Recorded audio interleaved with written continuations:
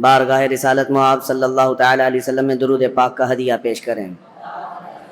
اللہم صلی علی سیدنا و مولانا محمد معدن الجود والکرم وآلہ واصحابہ الکرام وابنہ الکریم وبارک وسلم صلاة دائمة سرمدا ابدا۔ عزیزان گرامی وقار، اسلامی تاریخ کے خلافت کے دور کا یہ تیسرا مرحلہ ہے جب سیدنا عمر ابن خطاب رضی اللہ تعالیٰ عنہ کی شہادت ہو چکی تھی، اور یہ ایسا مرحلہ ہے کہ سیدنا عمر فاروق رضی اللہ تعالیٰ عنہ کی شہادت کے بعد ایک بہت بڑی ذمہ داری امت پر عائد ہو چکی تھی، کیونکہ اسلام کی سرحدیں کافی دور تک جا چکی تھیں۔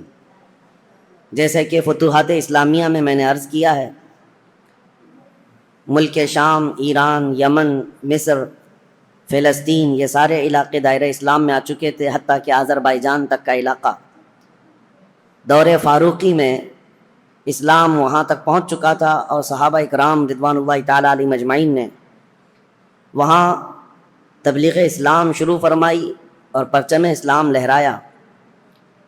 اب 10 سال خلافت کے امور پر فائز رہنے کے بعد جب سیدنا عمر فاروق رضی اللہ تعالیٰ عنہ شہید ہوئے، تب خلافت کا مسئلہ آتا ہے، کیونکہ سب سے اہم مسئلہ خلیفہ کا چننا، اپنے امیر کو مقرر کرنا، اور سارے لوگ اس سے راضی رہیں، یہ بہت اہم مسئلہ ہوتا ہے۔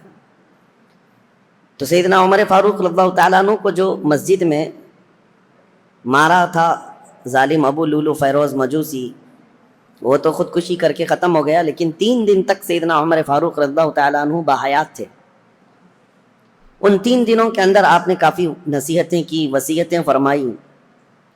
ان میں سے ایک وصیت یہ بھی تھی کہ آپ نے ایک شورا قائم کی تھی 6 صحابہ کی۔ اب خلیفہ کا انتخاب سب سے پہلے کیسے ہوا آپ کو میں بتاتا ہوں۔ اس سے قبل 2 خلیفہ عام مسلمانوں کی رائے سے متفق سب تھے، اس بات پر خلیفہ کا انتخاب ہوا، جیسے حضرت ابو بکر صدیق رضی اللہ تعالیٰ عنہ کا، اور حضرت عمر فاروق رضی اللہ تعالیٰ عنہ کا بھی۔ تمام صحابہ اس وقت جتنے موجود تھے، مہاجرین انصار، سب کا اتفاق تھا۔ یہ اور بات ہے کہ حضرت عمر فاروق کے متعلق حضرت ابو بکر صدیق رضی اللہ تعالیٰ عنہ نے پہلے سے اعلان کر دیا تھا۔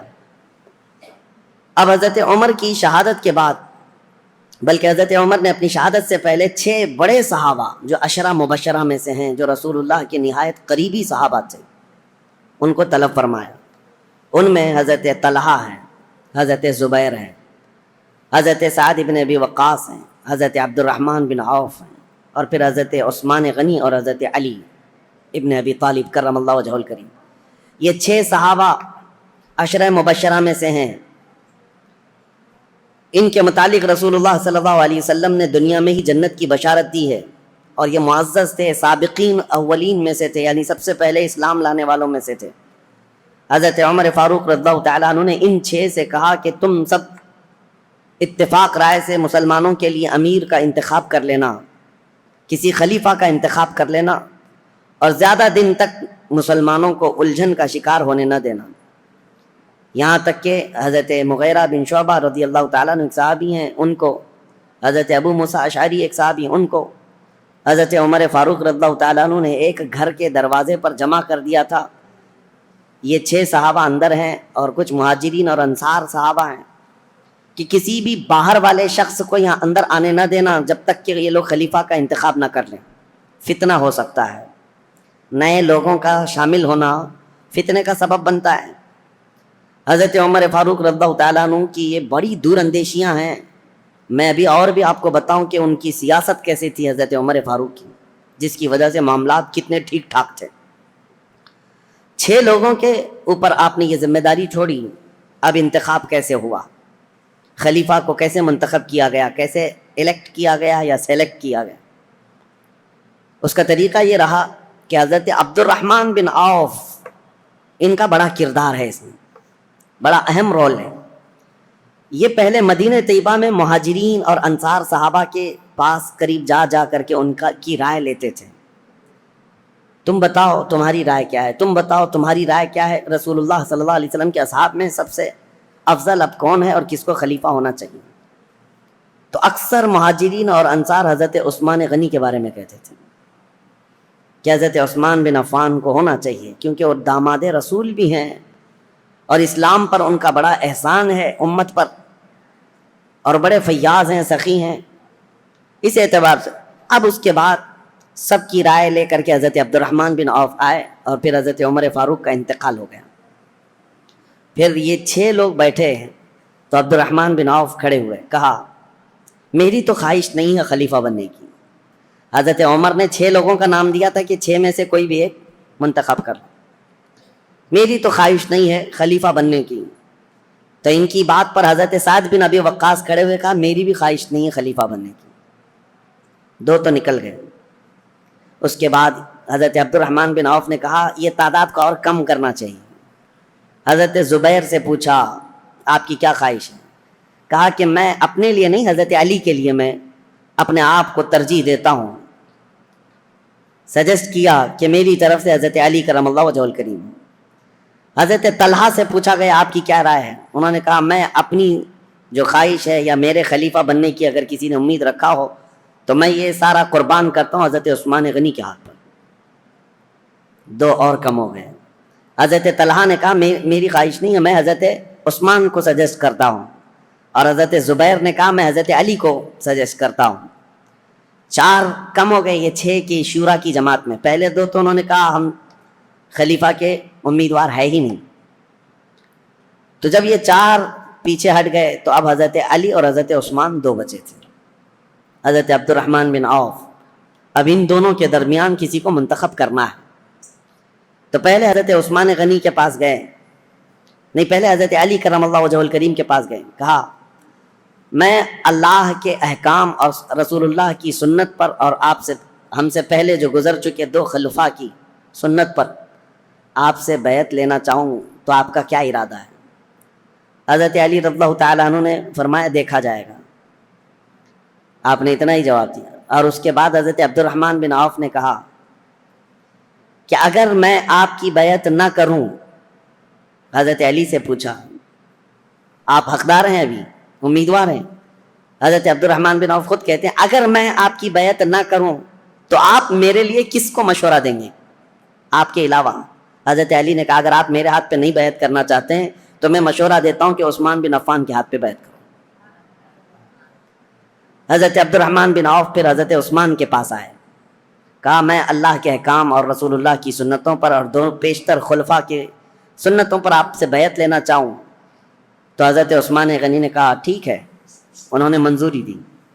پھر حضرت عثمان غنی سے حضرت عبد الرحمن بن عوف نے یہ پوچھا کہ اگر میں آپ سے بیعت نہ کروں، آپ حقدار ہیں، آپ خلافت کے مستحق ہیں، اس کے باوجود اگر میں آپ کے ہاتھ میں بیعت نہ کروں تو میرے لیے کسی دوسرے آدمی کے متعلق آپ مشورہ دے سکتے ہیں، میں کس کے ہاتھ میں بیعت؟ حضرت عثمان غنی نے کہا اگر آپ میرے ہاتھ پہ بیعت نہیں ہونا چاہتے تو میں مشورہ دیتا ہوں علی بن ابی طالب کے ہاتھ پہ ہو جائیں۔ یہ الگ الگ لے جا کر کے حضرت عبد الرحمن بن عوف نے پوچھا تھا، ان کو الگ لے جا کر ان کو الگ لے جا کر، اور اس کے بعد پھر یہ بھی پوچھا تھا دونوں سے کہ اگر آپ کے ہاتھ پر بیعت نہ کی جائے تو کیا آپ کو اس کا قلق ہوگا؟ کہا قطعاً نہیں ہوگا، اس بات کا نہ غم ہوگا نہ قلق ہوگا۔ اس کے بعد حضرت عبد الرحمن بن عوف، مہاجرین اور انصار سب جماعت موجود تھی، اس جماعت کے درمیان آئے، اور یہ 6 صحابہ عشرہ مباشرہ یہ بھی آئے۔ تو حضرت عبد الرحمن بن عوف نے اپنا سارا ماجرا بتایا کہ لوگوں سے میں نے معلوم کیا، اور اس کے بعد حضرت علی سے بھی میں نے پوچھا، حضرت عثمان سے بھی پوچھا۔ لوگوں نے پوچھا کہ کیا معلوم کیا، کیا پوچھا آپ نے لوگوں سے، اور کیا آپ کو نتیجہ ملا؟ تو حضرت عبد الرحمن بن عوف نے کہا جو مجھے نتیجہ ملا وہ یہ ہے کہ حضرت عثمان کا ہاتھ پکڑتے ہیں اور کہتے ہیں میں اللہ اس کے رسول کے احکام پر ان کے ہاتھ پر بیعت کرتا ہوں۔ عبد الرحمن بن عوف رضی اللہ تعالیٰ عنہ کی بڑی عزت تھی۔ آپ نے جیسے ہی بیعت کیا، 2 نمبر پر سب سے پہلے حضرت علی کرم اللہ وجہہ الکریم نے بیعت کیا، کہا کہ ہم حضرت عثمان ابن عفان کو خلیفہ برحق تسلیم کرتے ہیں۔ اور اس کے بعد جوق در جوق مہاجرین اور انصار صحابہ کے جتنے بھی جماعتیں تھی، طبقے تھے، سبوں نے حضرت عثمان غنی کے ہاتھ پر بیعت کر لیا، اور بالاتفاق صحابہ کا اجماع ہوا اس بات پر حضرت عثمان غنی کے ہاتھ پر سبوں نے بیعت کیا۔ لیکن ایک مسئلہ تھا، حضرت عثمان غنی رضی اللہ تعالیٰ عنہ خلیفہ تو مقرر ہو گئے، اس خلیفہ کے انتخاب میں تقریباً 15 سے 20 دن کا عرصہ گزر گیا۔ جب حضرت عثمان غنی رضی اللہ تعالیٰ عنہ تشریف لائے تو چونکہ آپ کی ولادت سے لے کر کے اب تک کے حالات اس سے قبل آپ نے سنا ہوگا، پھر مختصر میں آپ کو بتاؤں. مکہ مکرمہ میں شریف النفس تھے، طبیعت کے بڑے خلیق مزاج، اعلیٰ اخلاق کے تھے، شرم و حیا کے پیکر تھے. جہالت کے زمانے میں بھی کبھی آپ نے بتوں کی پوجا نہیں کی، نہ کبھی شراب نوشی کی، نہ کبھی جوا کھیلا، نہ کبھی گانا گایا. عربوں میں تو یہ سب چیزیں مشہور تھیں. اسلام لانے سے پہلے بھی آپ پاک باز تھے، عفت شعار تھے. حضرت عثمان خود کہتے ہیں کہ میں اسلام میں تیسرے نمبر پر داخل ہوا ہوں، اور حضرت ابوبکر صدیق رضی اللہ تعالیٰ عنہ کی تبلیغ پر تیسرے نمبر پر اسلام لانے والے حضرت عثمان غنی ہیں. اور عجیب اتفاق ہے کہ رسول اللہ کے بعد تیسرے نمبر پر خلیفہ بننے والے بھی عثمان ابن عفان. اسلام میں آنے میں بھی آپ کا تیسرا نمبر ہے، اور خلفائے راشدین میں بھی آپ کا تیسرا نمبر ہے. حضرت عثمان غنی رضی اللہ تعالیٰ عنہ حضور صلی اللہ تعالیٰ علیہ وسلم کے اصحاب الفیل کا جو واقعہ پیش ہے اس کے 7 سال بعد پیدا ہوئے تھے. 7 سال بعد، بعض حضرات نے کہا 6 سال بعد پیدا ہوئے. حضور صلی اللہ تعالیٰ وسلم کی بعثت کے 6 سال بعد پیدا ہوئے. اس اعتبار سے جب جوان ہوئے تو نبی پاک صلی اللہ تعالیٰ علیہ وسلم نے اپنی ایک بیٹی آپ کے نکاح میں دیا، حضرت ام کلثوم کو. اور ان کے انتقال کے بعد حضرت رقیہ کو، اور حضرت رقیہ کے انتقال کے بعد حضور صلی اللہ علیہ وسلم نے اپنی دوسری بیٹی حضرت ام کلثوم کو نکاح میں دیا. اور یہ حضرت عثمان غنی رضی اللہ تعالیٰ عنہ کے متعلق میرے آقا صلی اللہ علیہ وسلم کا فرمان علی شان ہے. انبیاء کرام علیہ السلام میں حضرت لوط علیہ السلام کے بعد یہ پہلے ہیں جنہوں نے اپنی اہلیہ کے ساتھ اللہ کی طرف ہجرت کی. کیونکہ حضرت عثمان غنی حبشہ گئے تھے ہجرت کر کے. جو 70 صحابہ ہجرت کر کے گئے تھے مکہ سے، مدینے کی ہجرت سے پہلے ایک اور ہجرت ہوئی ہے، 70 کے قریب صحابہ، اور اس میں عورتیں بھی تھیں. اس میں حضرت عثمان غنی رضی اللہ تعالیٰ عنہ اور ان کی اہلیہ محترمہ حضور صلی اللہ علیہ وسلم کی زوجہ، حضور صلی اللہ علیہ وسلم کی بیٹی، یہ ہجرت کر کے حبشہ گئے تھے. اس پر ان کی بڑی فضیلت ہے. ان کو صاحب الہجرتین کہا جاتا ہے، 2 ہجرتوں والا، اور ذو النورین کہا جاتا ہے کہ 2 نور والا. اور حضور اکرم صلی اللہ تعالیٰ علیہ وسلم نے یہ بھی فرمایا، اب تک روئے زمین پر کوئی ایسا شخص نہیں جس کے عقد میں ایک نبی کی 2 بیٹیاں آئی ہوں سوائے عثمان بن عفان کے. حضرت عثمان غنی رضی اللہ تعالیٰ عنہ کے نکاح میں آئی، ایک کے انتقال کے بعد دوسری. اور نبی پاک صلی اللہ تعالیٰ علیہ وسلم یہ بھی فرماتے، اگر میری 100 بیٹیاں ہوتی ایک کے بعد دیگرے اگر انتقال کر جاتی تو سب میں عثمان کے نکاح میں دیتا. حضرت عثمان غنی کے متعلق میرے آقا یہ بھی فرماتے، یہ میرے دادا، میرے جد امجد حضرت ابراہیم علیہ السلام سے ملتے جلتے ہیں.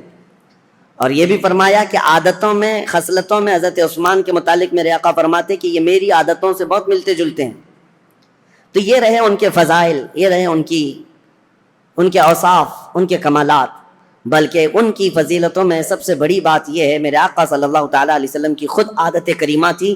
جب عثمان غنی حجرے میں آتے یا رسول اللہ کے پاس آتے، نبی پاک صلی اللہ تعالیٰ علیہ وسلم اپنے کپڑے سیدھے فرما لیتے. اگر پنڈلیوں تک بھی تہبند آ جاتی حضور کی تو آپ سیدھا کر لیتے. اور جب حضرت عثمان آتے تو حضور صلی اللہ تعالیٰ علیہ وسلم سیدھے ہو کر بیٹھ گئے یا اس طرح فرماتے. تو صحابہ، حضرت عائشہ نے خود پوچھا تھا کہ عثمان کے آنے پر آپ اس طرح کیوں کرتے ہیں؟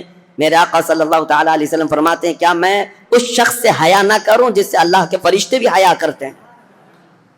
وہ حیا کے پیکر تھے حضرت عثمان غنی رضی اللہ تعالیٰ عنہ. یہ ان کی فضیلت کے لیے سب سے بڑی بات ہے کہ اللہ کے فرشتے جس سے حیا کرتے ہوں وہ عثمان بن عفان. اب خلافت کا دور شروع ہوا، لیکن ان کی قربانیاں بھی بہت ہیں. رسول اللہ صلی اللہ علیہ وسلم کے دور میں، ان کے خلافت کا دور بیان کرنے سے پہلے یہ بات بھی ضروری ہے کہ ان کا جو احسان ہے وہ بھلایا نہیں جا سکتا. حضرت عثمان غنی کو اللہ تعالیٰ نے بے پناہ مال سے نوازا تھا. وہ تنہا خلیفہ ایسے ہیں جنہوں نے بیت المال سے پوری زندگی میں 1 روپیہ بھی خرچہ نہیں کیا اپنے لیے، ورنہ دوسرے خلفاء کا وظیفہ مقرر تھا. حضرت ابوبکر کا بھی تھا، حضرت عمر کا بھی تھا، تنخواہ مقرر تھی بیت المال سے. حضرت عثمان نے کوئی تنخواہ نہیں لی پوری زندگی بھر، بلکہ ان کا مال اتنا تھا کہ رسول پاک صلی اللہ تعالیٰ علیہ وسلم جیش العسرہ کے وقت، ایک جنگ میں جانے کے وقت ترغیب دے رہے تھے مسلمانوں کو کہ کوئی مال اللہ کی راہ میں خرچ کرے. تب حضرت عثمان غنی آئے تھے اور کہا تھا میری طرف سے 100 اونٹ اور ساز و سامان کے ساتھ. حضور صلی اللہ علیہ وسلم نے دوبارہ ترغیب دیا تو حضرت عثمان پھر کھڑے ہوئے کہا میری طرف سے 200 اونٹ اور ساز و سامان. تیسری مرتبہ حضور نے فرمایا تو حضرت عثمان کھڑے ہوئے کہا 300 اونٹ میری طرف سے اور ساز و سامان. نبی پاک صلی اللہ تعالیٰ علیہ وسلم کھڑے ہوئے اور پھر حضرت عثمان غنی 1000 دینار 40 دینار پر زکوٰۃ واجب ہوتی ہے، 7.5 تولہ سونے کے برابر 40 دینار ہوتے ہیں۔ 1000 دینار حضرت عثمان غنی جھولیوں میں بھر کر رسول پاک صلی اللہ علیہ وسلم کے پاس لا کر نظر کر دیا۔ حضور صلی اللہ تعالیٰ علیہ وسلم ان کے لائے ہوئے دینار کو الٹ پلٹ کرتے تھے اور ممبر پر کھڑے ہو کر فرماتے، آج کے بعد سے عثمان کو کوئی عمل نقصان نہیں دے سکتا، ان پر جنت واجب ہو چکی ہے۔ حضرت عثمان غنی کی یہ قربانیاں میرے عزیزو، یہ آسان لگتا ہے، 100 اونٹ 200 اونٹ 300 اونٹ، اس زمانے میں بھی اونٹ کی قیمت جو ہے آج کی مشہور کار کے برابر تھی، اس وقت کی سواریاں ہیں۔ وہ جس کے پاس ایک اونٹ ہے یہ سمجھ لے کہ وہ بڑا امیر شخص ہوا کرتا تھا۔ اونٹ کی سواری مہنگی سواریوں میں سے ہوتی تھی، اور 100 اونٹ نظر کر دینا، بلکہ 300 اونٹ ایک جنگ میں نظر کر دینا۔ ایک تاریخ داں ہیں، مورخ ہیں، انہوں نے اس زمانے کے کیلکولیشن کے اعتبار سے اس وقت کی جو بھی اماؤنٹ انہوں نے دی تھی حضرت عثمان غنی نے، اس کو کمپیئر کر کے بتایا ہے کہ اس دور میں حضرت عثمان غنی کا دیا ہوا دان، دیا ہوا صدقہ، قیمت اور اس کی مالیت اگر کمپیئر کی جائے تو اس زمانے کے 1 ارب 20 کروڑ روپیہ بنتے ہیں۔ 116 کروڑ یا 120 کروڑ کے برابر وہ رقم ہوتی ہے جو آپ نے ایک بار میں دیا ہے۔ کون ہے جو اتنی خطیر، اتنی بڑی رقم میرے مصطفیٰ کریم صلی اللہ علیہ وسلم کے ایک فرمان پر لا کر نظر کر دے؟ حضرت عثمان غنی رضی اللہ تعالیٰ عنہ یہ وہ شخص ہیں کہ جب مدینہ طیبہ میں تشریف لائے تو مسلمانوں کے لیے میٹھے پانی کا ایک ہی کنواں تھا، وہ یہودی کے قبضے میں تھا اور وہ پیسوں سے بیچتا تھا۔ حضرت عثمان غنی رضی اللہ تعالیٰ عنہ نے حضور صلی اللہ علیہ وسلم کے اس فرمان پر کہ کون ہے جو یہ کنواں مسلمانوں کے لیے خریدے تو اس کے لیے جنت واجب ہے، یہ جنت کی نہر اس کے لیے، اپنے مال خاص سے اس کنویں کو خریدا حضرت عثمان غنی نے، اور ہمیشہ کے لیے وقف کیا بیر روما۔ وہ کنواں آج بھی مدینے میں ہے اور پانی سے لبالب بھرا بھی ہے۔ مدینے والوں کے لیے پانی کا سب سے پہلے انتظام کرنے والے عثمان بن عفان ہیں۔ ان کے علاوہ مدینے کی تجارت کا جو سامان ہوا کرتا بازار میں، یہودی پورے مارکیٹ پر قبضہ کیے ہوئے رہتے تھے، باہر سے آتے تجارت کرتے اور پیسہ بہت زیادہ لے کر جاتے۔ حضرت عثمان غنی نے پورے بازار کو کیپچر کر لیا تھا۔ یہودی تجارت کے قافلے کو مدینہ آنے سے پہلے ہی روک لیتے تھے اور پورا مال خرید لیتے تھے، اور مدینہ طیبہ میں لا کر 10 گنا زیادہ قیمتوں پر وہ مال بیچتے تھے۔ حضرت عثمان غنی اس طرح تجارت کے قافلے خود ہی 2 منزلیں پہلے ہی جا کر کے پورا قافلہ خریدنے لگ گئے ہیں۔ خرید کر کے مدینے آتے اور یہودی پوچھتے، عثمان یہ مال ہمارے ہاتھ بیچ دو۔ حضرت عثمان نے پوچھا ایک بار، کتنا تم بڑھا کر کے دو گے؟ یہودیوں نے کہا کہ جتنے میں آپ خریدا ہے اس کا ڈبل لے لو۔ آپ نے کہا نہیں، اتنے کم فائدے میں نہیں بیچوں گا۔ یہودی نے کہا 2 گنا زیادہ، یعنی ٹرپل، 100 کا ہے تو 300 لے لو۔ حضرت عثمان نے کہا اتنا بھی نہیں۔ یہودی بڑھاتے گئے، کہا 5 گنا زیادہ میں دے دو۔ حضرت عثمان نے کہا اتنے میں بھی نہیں بیچوں گا۔ یہاں تک کہ بات کرتے کرتے یہودیوں نے 10 گنا تک بڑھا دیا کہ اتنے میں مال بیچ دو، 100 میں خریدا ہے تو 1000 میں دے دو۔ اس سے زیادہ چیلنج کرتے ہیں ہم کہ تم سے یہ مال کوئی نہیں خرید سکے گا، نفع میں ہو بیچ دو۔ حضرت عثمان نے کہا نہ، مجھے اس سے زیادہ نفع چاہیے، اگر خرید سکتے ہو تو بتاؤ۔ یہودی عاجز آ گئے، 10 گنا زیادہ میں خریدنے پر بھی وہ نہیں دے رہے ہیں۔ دوسرے دن سب جب چلے گئے، کہا کہ ہم نہیں خریدیں گے تمہارے مال کو۔ حضرت عثمان غنی مدینہ طیبہ میں ایک میدان میں وہ پورا غلہ اناج اور قافلے کا تجارت کا سامان سب اتارتے ہیں، اہل مدینہ کو آواز دیتے ہیں جس کو جو ضرورت ہے، جتنی ضرورت ہے وہ اس مال سے لے جا سکتا ہے۔ انفاق فی سبیل اللہ، جتنوں کو ضرورت تھی سبوں نے مال لے لیا۔ یہودی آئے اور پوچھا کہ کیا عثمان تم نے مال بیچ دیا؟ کہا ہاں۔ کتنے نفع میں؟ کہا میرے رب کے ہاتھ میں 70 گنا زیادہ نفع میں بیچ دیا، کیونکہ اللہ تعالیٰ نے فرمایا ہے کہ جو اللہ رب العزت کی راہ میں ایک خرچ کرے اللہ تعالیٰ اس کو 70 گنا زیادہ عطا کرتا ہے۔ میں نے بہت بڑا سودا کیا جو تمہاری حیثیت نہیں ہے دینے کی۔ یہ عثمان ابن عفان ہیں۔ اب آئیں، یہ خصائل اور یہ اوصاف حمیدہ ان کے سنانے بہت ضروری تھے۔ اس کی وجہ کیا ہے کہ بعد میں آنے والے حالات اس پر آپ کی نظر ہونی چاہیے کہ حضرت عثمان غنی کا تذکرہ ہو رہا ہے تو ایک عام آدمی کا ذکر نہیں ہو رہا ہے۔ ان کے اپنے کمالات ہیں، ان کی خصلتیں ہیں، ان کی بہت ساری ان کی اسپیشلٹی، یہ سب چیزیں معلوم ہونی چاہیے۔ اب آگے چلتے ہم دور عثمانی پر۔ حضرت عثمان غنی رضی اللہ تعالیٰ عنہ جیسے ہی خلافت کے ممبر پر کھڑے ہوئے، آپ کے لیے بڑے چیلنجز تھے۔ پہلا خطبہ آپ نے جو دیا وہ خطبہ یہ تھا کہ آپ نے اللہ اس کے رسول کے احکامات کی تعلیم اور تلقین کی، اور اللہ سے ڈرایا لوگوں کو اس کے بعد بول نہ سکے. کپ کپی آئی جسم میں اور کہا کہ اے لوگوں، کسی بھی آدمی کے لیے پہلی مرتبہ گھوڑے پر سوار ہونا بہت مشکل ہوتا ہے. پہلی مرتبہ گھوڑے پر سوار ہونا بہت مشکل ہوتا ہے اور وہ سواری نہیں کر پاتا. مجھے تم سبوں نے اس خلافت کے بوجھ پر یا خلافت کے تخت پر سوار کر دیا ہے. اور رہی بات خطبہ دینے کی، میرے پورے خاندان میں کوئی خطیب نہیں ہے. جیسی جیسی ذمہ داریاں آئیں گی میں خطبہ دے دوں گا. آج کے لیے اتنا ہی کافی ہے. اللہ کے فرائض پر عمل کرو، رسول اللہ کی سنتوں پر چلو. یہ کہہ کر کے آپ اتر آئے. اب دیکھیں چیلنجز کیا کیا تھے آپ کے زمانے میں جن سے آپ کو فیس کرنا تھا. سب سے پہلا دن تھا خلافت کا، تبھی آپ کے متعلق یہ بات آئی کہ حضرت عمر کے ایک بیٹے تھے عبید اللہ. حضرت عمر ابن خطاب فاروق اعظم کے بیٹے عبید اللہ. ہوا یہ تھا کہ حضرت عمر کو جس نے شہید کیا وہ ابو لولو فیروز مجوسی. وہ تو خود تلوار سے اپنے آپ کو مار کر مر گیا، خودکشی کیا. لیکن حضرت عبید اللہ کو یہ شک تھا کہ اس کے ساتھ اور بھی لوگ تھے. تو دو لوگوں کو انہوں نے پکڑ لیا جو دو باہر سے آئے ہوئے تھے، اور اس شک میں حضرت عبید اللہ نے وہ دونوں کو بھی قتل کر ڈالا کہ میرے باپ کے قاتل ہیں یہ. حضرت عمر کے قتل میں منصوبوں میں یہ شریک تھے، کیونکہ اس دن فجر کی نماز کی پہلی صف میں وہ دو لوگ بھی موجود تھے. حضرت عبید اللہ نے قتل کر دیا دونوں. لیکن یہ مقدمہ حضرت عثمان کے پاس آیا کہ عبید اللہ نے جن کو قتل کیا وہ صرف شک کی بنیاد پر، حضرت عمر کے وہ قاتل نہیں ہیں. اب وہ دونوں کے خاندان کے لوگ بھی موجود تھے. سبوں نے کہا ان کا حضرت عمر کے قتل سے کوئی لینا دینا نہیں، لیکن ان کو عمر بن خطاب کے بیٹے نے قتل کر دیا ہے. حضرت عثمان نے ان کو طلب کیا عبید اللہ کو. وہ حضرت عبید اللہ کو کھڑا کیا گیا، فیصلہ کیا کرنا ہے. صحابہ اکرام سے آپ مشورہ لیتے رہے کہ ان کے متعلق کیا کیا جائے. انہوں نے دو لوگوں کا قتل کیا ہے. تو صحابہ نے کہا قتل کا قصاص قتل ہے، قصاص لینا ہوگا. دو کو انہوں نے مارا ہے، بدلے میں ان کو جان دینی پڑے گی. حضرت عثمان غنی نے کہا دیکھو وہ دونوں خاندان کے لوگ جن کے دو مرد تم نے قتل کیے اس کے بدلے میں اب تمہارا قتل ہوگا. لیکن کچھ صحابہ آئے اور کہا عثمان ابن عفان سے، کہا یہ کیسی بات ہے کہ ابھی ابھی خلیفہ برحق عمر ابن خطاب کا انتقال ہوا، ان کے گھر والوں کے لیے بڑا صدمہ ہے کہ وہ بھی قتل ہوئے ہیں، شہید ہوئے ہیں، اور آج ہم ان کے بیٹے کو قتل کر رہے ہیں قصاص میں.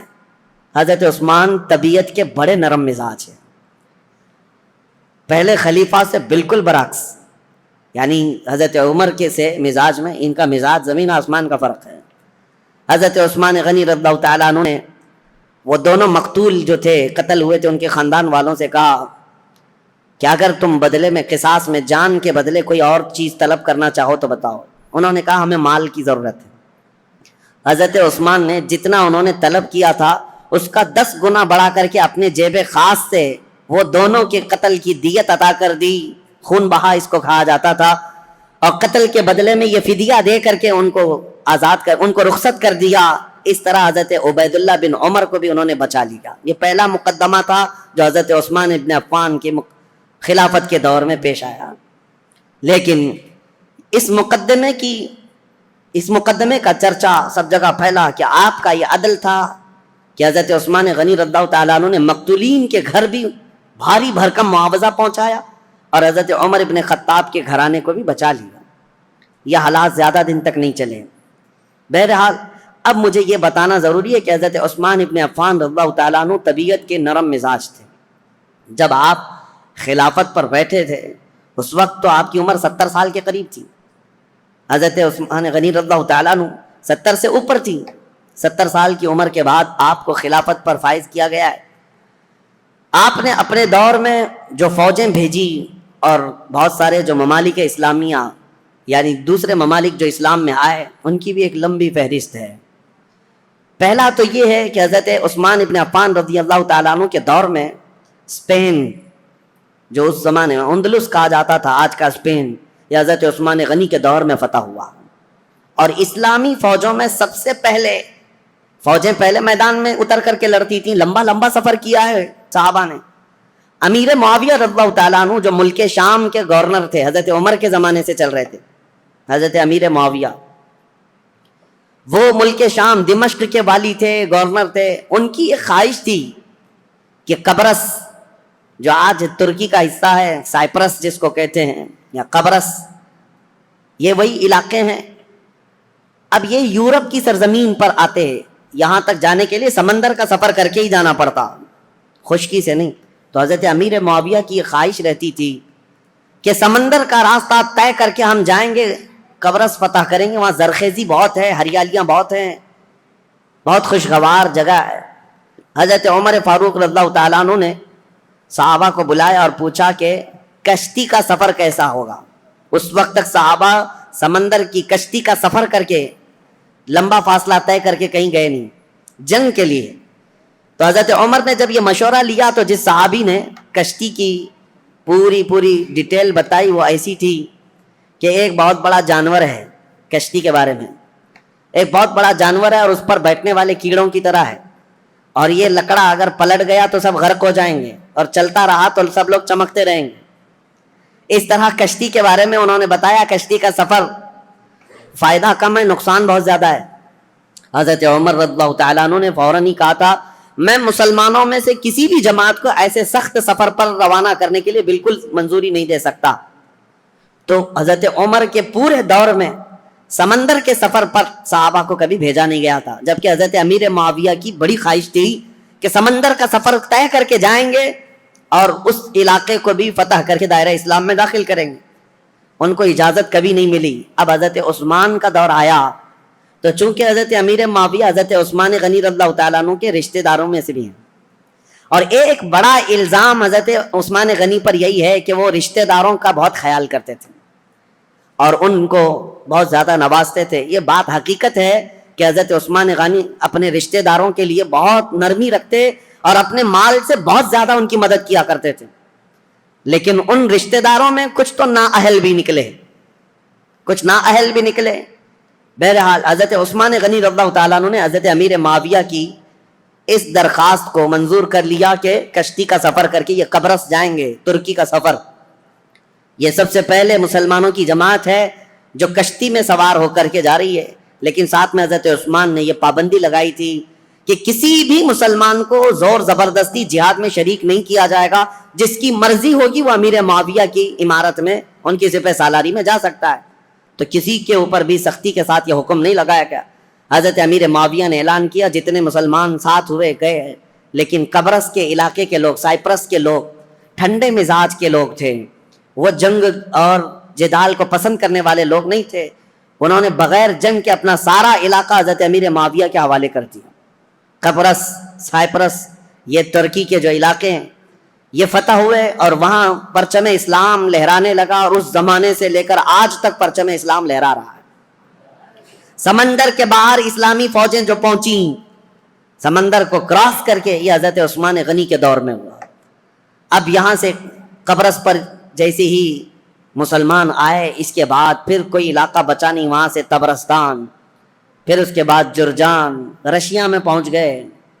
رشیا کے وہ علاقے جو آج ازبکستان وغیرہ کہے جاتے ہیں، اس زمانے میں یہ سمرقند، بخارا، نیشاپور کے نام سے تھے۔ اب مسلمان فوجیں وہاں تک بھی پہنچ گئیں، سمرقند، بخارا، نیشاپور، یہ سب علاقے فتح ہوتے ہوتے رشیا جو آج کے دور کا رشیا ہے، اس کے بیچوں بیچ مسلمان پہنچ چکے تھے دور عثمان ابن عفان میں۔ میرے عزیزو، مجھے عجیب حیرت ہوتی ہے پڑھ کر کے، مسلمانوں کی کوئی سرحد نہیں تھی، وہ نکلتے چلے جاتے تھے، صحراؤں کو عبور کیا، جنگلوں کو پار کیا، سمندروں کو، سب چیزیں انہوں نے پھلانگ دیں اور اسلام کو کہاں سے کہاں لے آئے۔ ایک خطہ یہ تھا جو یورپ کی سرزمین پر گئے، ایک خطہ ایشیائے کوچک یا پھر رشیا کی طرف جس کو کہیں، اس طرف نکلا صحابہ کا۔ اب تیسرا ایک طبقہ ہے صحابہ کا جو بہت اہم کردار ادا کیا حضرت عثمان غنی کے زمانے میں۔ حضرت عثمان ابن عفان رضی اللہ تعالیٰ عنہ کے زمانے میں ایک صحابی ہیں حضرت عبداللہ بن عبید، ان کو سپہ سالاری تھی اور یہ اپنی جماعت لے کر کے سب سے پہلے سارے علاقے پھلانتے ہوئے، عبداللہ بن ابی سرح جو مصر میں آئے تھے، یہاں سے انہوں نے سب سے پہلے جو داخلہ کیا وہ افریقہ کے جنگلات میں اور بربر قوم کے سامنے اسلام کو لے کر پہنچ گئے۔ اب وہ تاریخ اگر میں آپ کو بتاؤں، بربر قوم کون ہے؟ بربر یہ لفظ ہی مشہور ہو گیا، جب کبھی کوئی بہت زیادہ سختی کرتا ہے تو اس کو کہتے ہیں ظلم و بربریت. ظلم اور بربریت یہ لفظ جو ہے نا مترادف ہے، ہم مانا ہے، ایک ہی معنی کا ہے.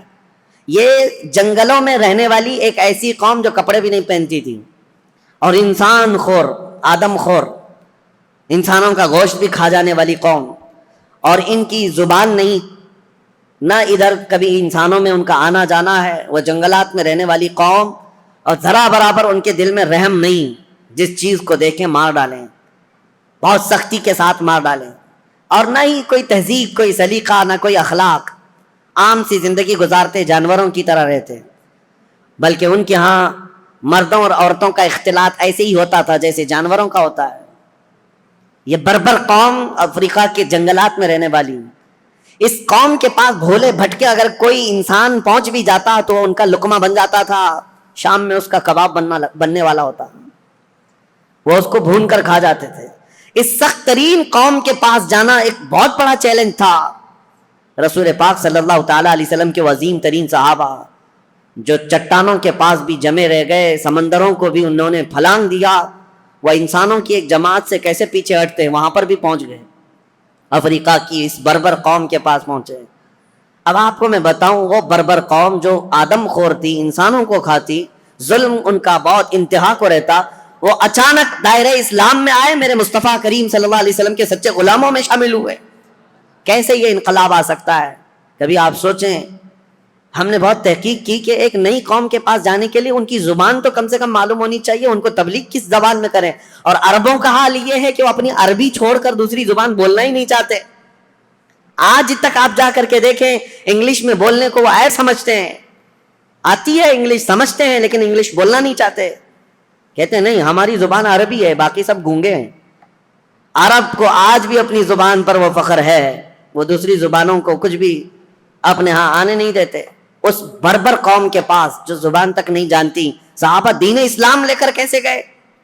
ہم نے معلوم کیا تو اس بربر قوم کو انہوں نے زبان سے نصیحتیں نہیں کی، بلکہ صرف اخلاق رسول سے ان کو اسلام کی طرف مائل کیا ہے.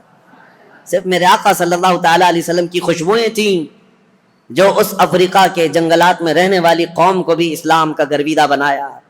یہ دور عثمانی میں افریقہ میں اسلام داخل ہو چکا، افریقہ کے علاقے فتح ہوتے گئے، اور اس کے بعد ایک دو نہیں، آج کے بر اعظم افریقہ، جو افریقہ کا کانٹیننٹل جس کو کہتے ہیں پورا علاقہ، اس کے کئی ممالک ایسے ہیں جو حضرت عثمان غنی رضی اللہ تعالیٰ عنہ کے دور میں پرچم اسلام سے لہراتے رہے، تو آج تک وہ اسلام میں ہیں.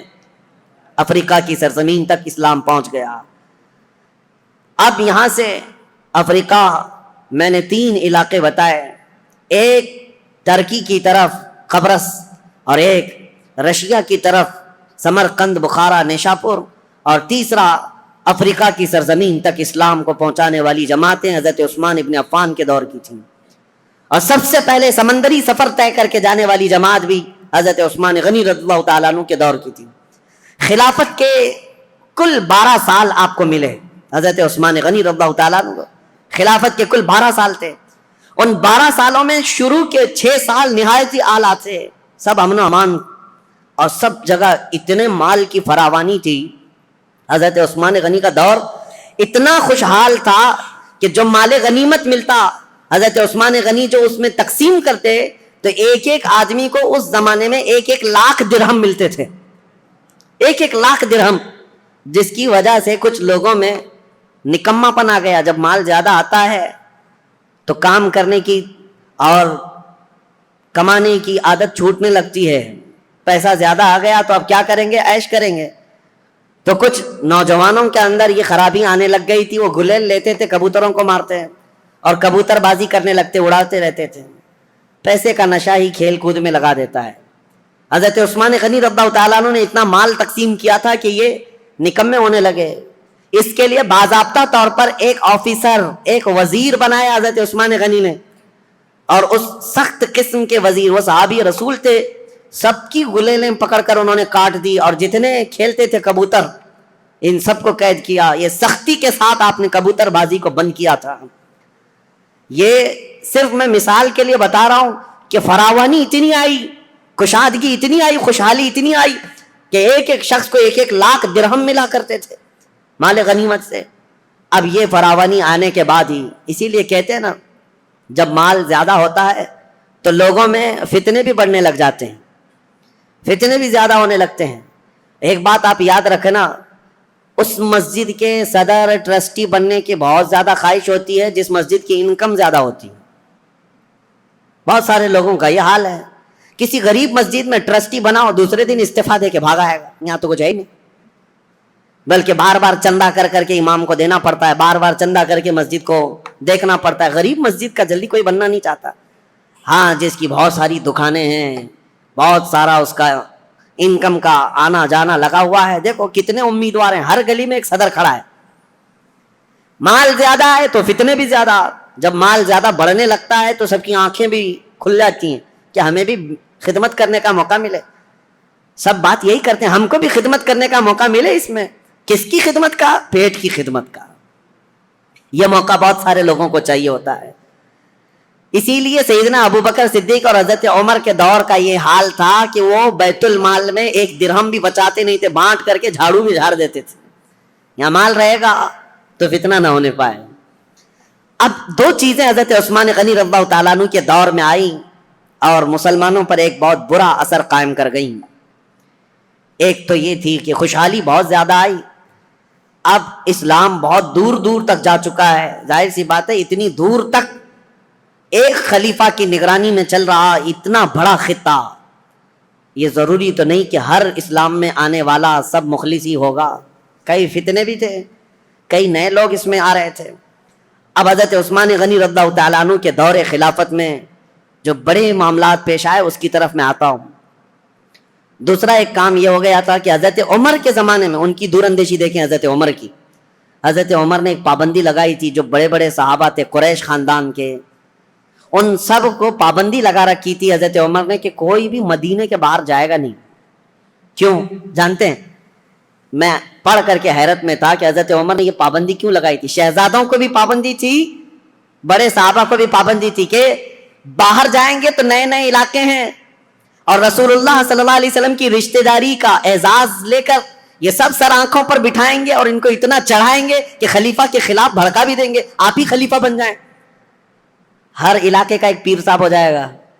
حضرت عمر فاروق نے سب کو مدینے سے باہر جانے پر پابندی لگائی تھی کہ کوئی باہر نہیں جائیں گے. یہ ان کی دور اندیشی تھی. یہ نہیں ہے کہ مسلمانوں کا ایک خلیفہ پر متفق ہونا بہت ضروری ہے, ورنہ سب کا سب نظام درہم برہم ہو سکتا ہے. لیکن حضرت عثمان غنی نے یہ پابندی ہٹا دی تھی. اب ہوا یہ کہ جو بھی صحابی قریش خاندان سے باہر جاتے تھے, جو نئے علاقے اسلام میں آئے تھے, وہ جوک در جوک انہیں دیکھنے کے لیے آتے تھے. یہ رسول اللہ کے خاندان کے ہیں, یہ رسول پاک صلی اللہ تعالیٰ علیہ وسلم کے اہل بیت میں سے ہیں, قریش سے ہیں, اور سب ان کے پاس جمع ہوتے. وہی جو دور اندیشی حضرت عمر کے زمانے میں تھی, حضرت عثمان غنی نے یہ سب چیزیں ہٹائی, اور اس کے بعد سب یہ چیزیں پھیلنے لگیں. صحابہ جو مدینے میں رہنے والے تھے وہ باہر جانے لگے, تو صحابہ کے دلوں میں اگرچہ بات نہیں آئی, لیکن کچھ نہ کچھ جماعتیں بننی شروع ہو گئیں الگ الگ خیالات کے. حضرت عثمان غنی رضی اللہ تعالیٰ عنہ کے دور میں کچھ چیزیں ایسی آئیں جس کو آج تک یہودی اور عیسائی انگلی اٹھاتے ہیں ان کی خلافت کے دور کے متعلق. ان کو کہتے ہیں وہ کمزور خلیفہ تھے. نہیں, وہ بہت مضبوط خلیفہ تھے, لیکن مزاج کے بڑے نرم تھے, مزاج کے بڑے نرم تھے. 6 سال آپ کی خلافت کے گزرے تھے, اس کے بعد کچھ ایسے معاملات پیش آئے کہ کچھ صحابہ جو کچھ علاقے کے گورنر تھے, حضرت عثمان غنی نے ان کو معزول کر دیا. جیسے حضرت ابو ذر غفاری ملک شام میں کچھ علاقے کے گورنر تھے, آپ نے خط لکھ کر ان کو معزول کر دیا. حضرت عبداللہ بن مسعود بڑے صحابی ہیں, فقیہ صحابی, ان کو حضرت عثمان غنی نے معزول کر دیا. اور ان کے علاوہ حضرت ابو موسیٰ اشعری, حضرت مغیرہ بن شعبہ کوفہ کے والی تھے, ان کو آپ نے وہاں سے معزول کر دیا. یہ کبار صحابہ, بڑے بڑے صحابہ تھے. حضرت عثمان غنی نے جیسے ان کو معزول کیا, لوگوں میں ایک الگ سی بات پھیلنے لگ گئی.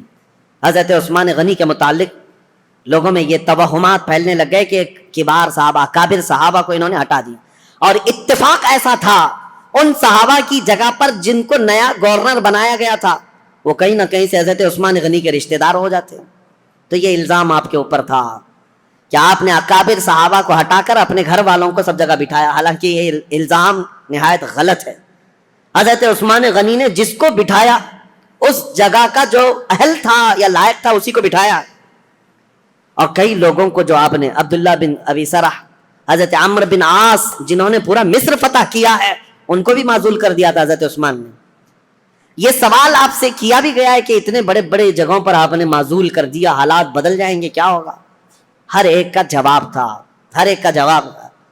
اگر میں بتاؤں، حضرت مغیرہ بن شعبہ جو کوفہ کے گورنر تھے، ان کو اس لیے ہٹایا کہ حضرت عمر نے انتقال سے پہلے ہی وصیت کر دیا تھا کہ میرے بعد جو آئے مغیرہ بن شعبہ کو کوفہ کے گورنر سے برخاست کر دیا جائے، وہ حضرت عمر کی وصیت تھی۔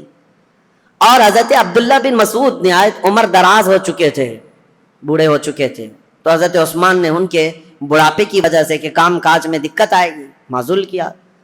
حضرت ابو ذر غفاری ایک ایسے صحابی ہیں کہ ان کا تو حال ایسا تھا کہ وہ کمانے ہی کے لیے کسی کو نہیں کہتے تھے، مال جمع کرنے کے قائل ہی نہیں تھے، اور بار بار لوگوں میں واز یہی کرتے تھے، جو بھی مال کماتا اس کی وعید میں لمبا واز کرتے، بیان کرتے۔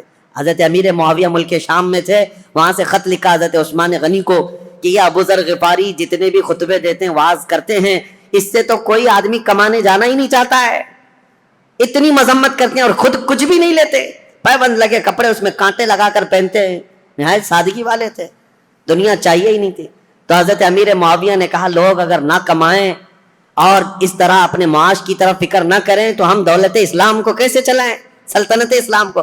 حضرت امیر معاویہ کا خط آیا تو حضرت عثمان غنی نے حضرت ابو ذر غفاری کو، جس علاقے کے وہ گورنر تھے، معزول کر کے کہا آپ میرے پاس مدینے آ جائیں، میرے ساتھ رہیے آپ۔ ایسا نہیں ہے کہ ان کو دشمنی میں معزول کیا، اور حضرت ابو ذر غفاری کو معزول کر کے اپنے پاس بلایا تو ایسا نہیں ہے کہ ان کے ساتھ بد سلوکی کی گئی، بلکہ حضرت ابو ذر غفاری کو حضرت عثمان نے کہا جب تک آپ مدینے میں رہیں گے آپ کی کفالت میرے ذمہ ہے، جتنا خرچہ جو کچھ بھی لگتا رہے گا وہ آپ میرے سے لیں گے۔ وہ حضرت ابو ذر غفاری کھڑے ہوئے کہا یہ بندہ کسی کا محتاج نہیں ہے، نہ حضرت عثمان غنی سے ایک روپیہ لیا، ایک سکہ لیا، کچھ نہیں۔ مدینے کے باہر ربضہ ایک علاقہ تھا، ویران جگہ تھی، وہاں کوئی نہیں رہتا تھا، تنہا پوری زندگی وہاں پر آپ نے بسر کر لی۔ ان کی بیوی ساتھ تھی، روایت میں موجود ہے جب ان کا انتقال ہوا تو ان کی بیوی چوراہے پر آ کر کھڑے ہو کر اعلان کرتی تھی کہ کوئی آ جائے، میرے شوہر کا انتقال ہوا، جنازہ اٹھانا ہے۔ جنازہ اٹھانے کے لیے وہ اعلان کرتی رہی، اس طرح کی زندگی گزار کر چلے گئے حضرت ابو ذر غفاری۔ تو وہ تو نہایت سادہ مزاج تھے۔ حضرت عثمان غنی نے ان کو اگر گورنری سے معزول کیا تھا تو صرف اس لیے، باقی ان کو کوئی اس طرح کی بد سلوکی کرنا یا ان کے ساتھ برا سلوک کرنا قطعاً مقصد نہیں تھا۔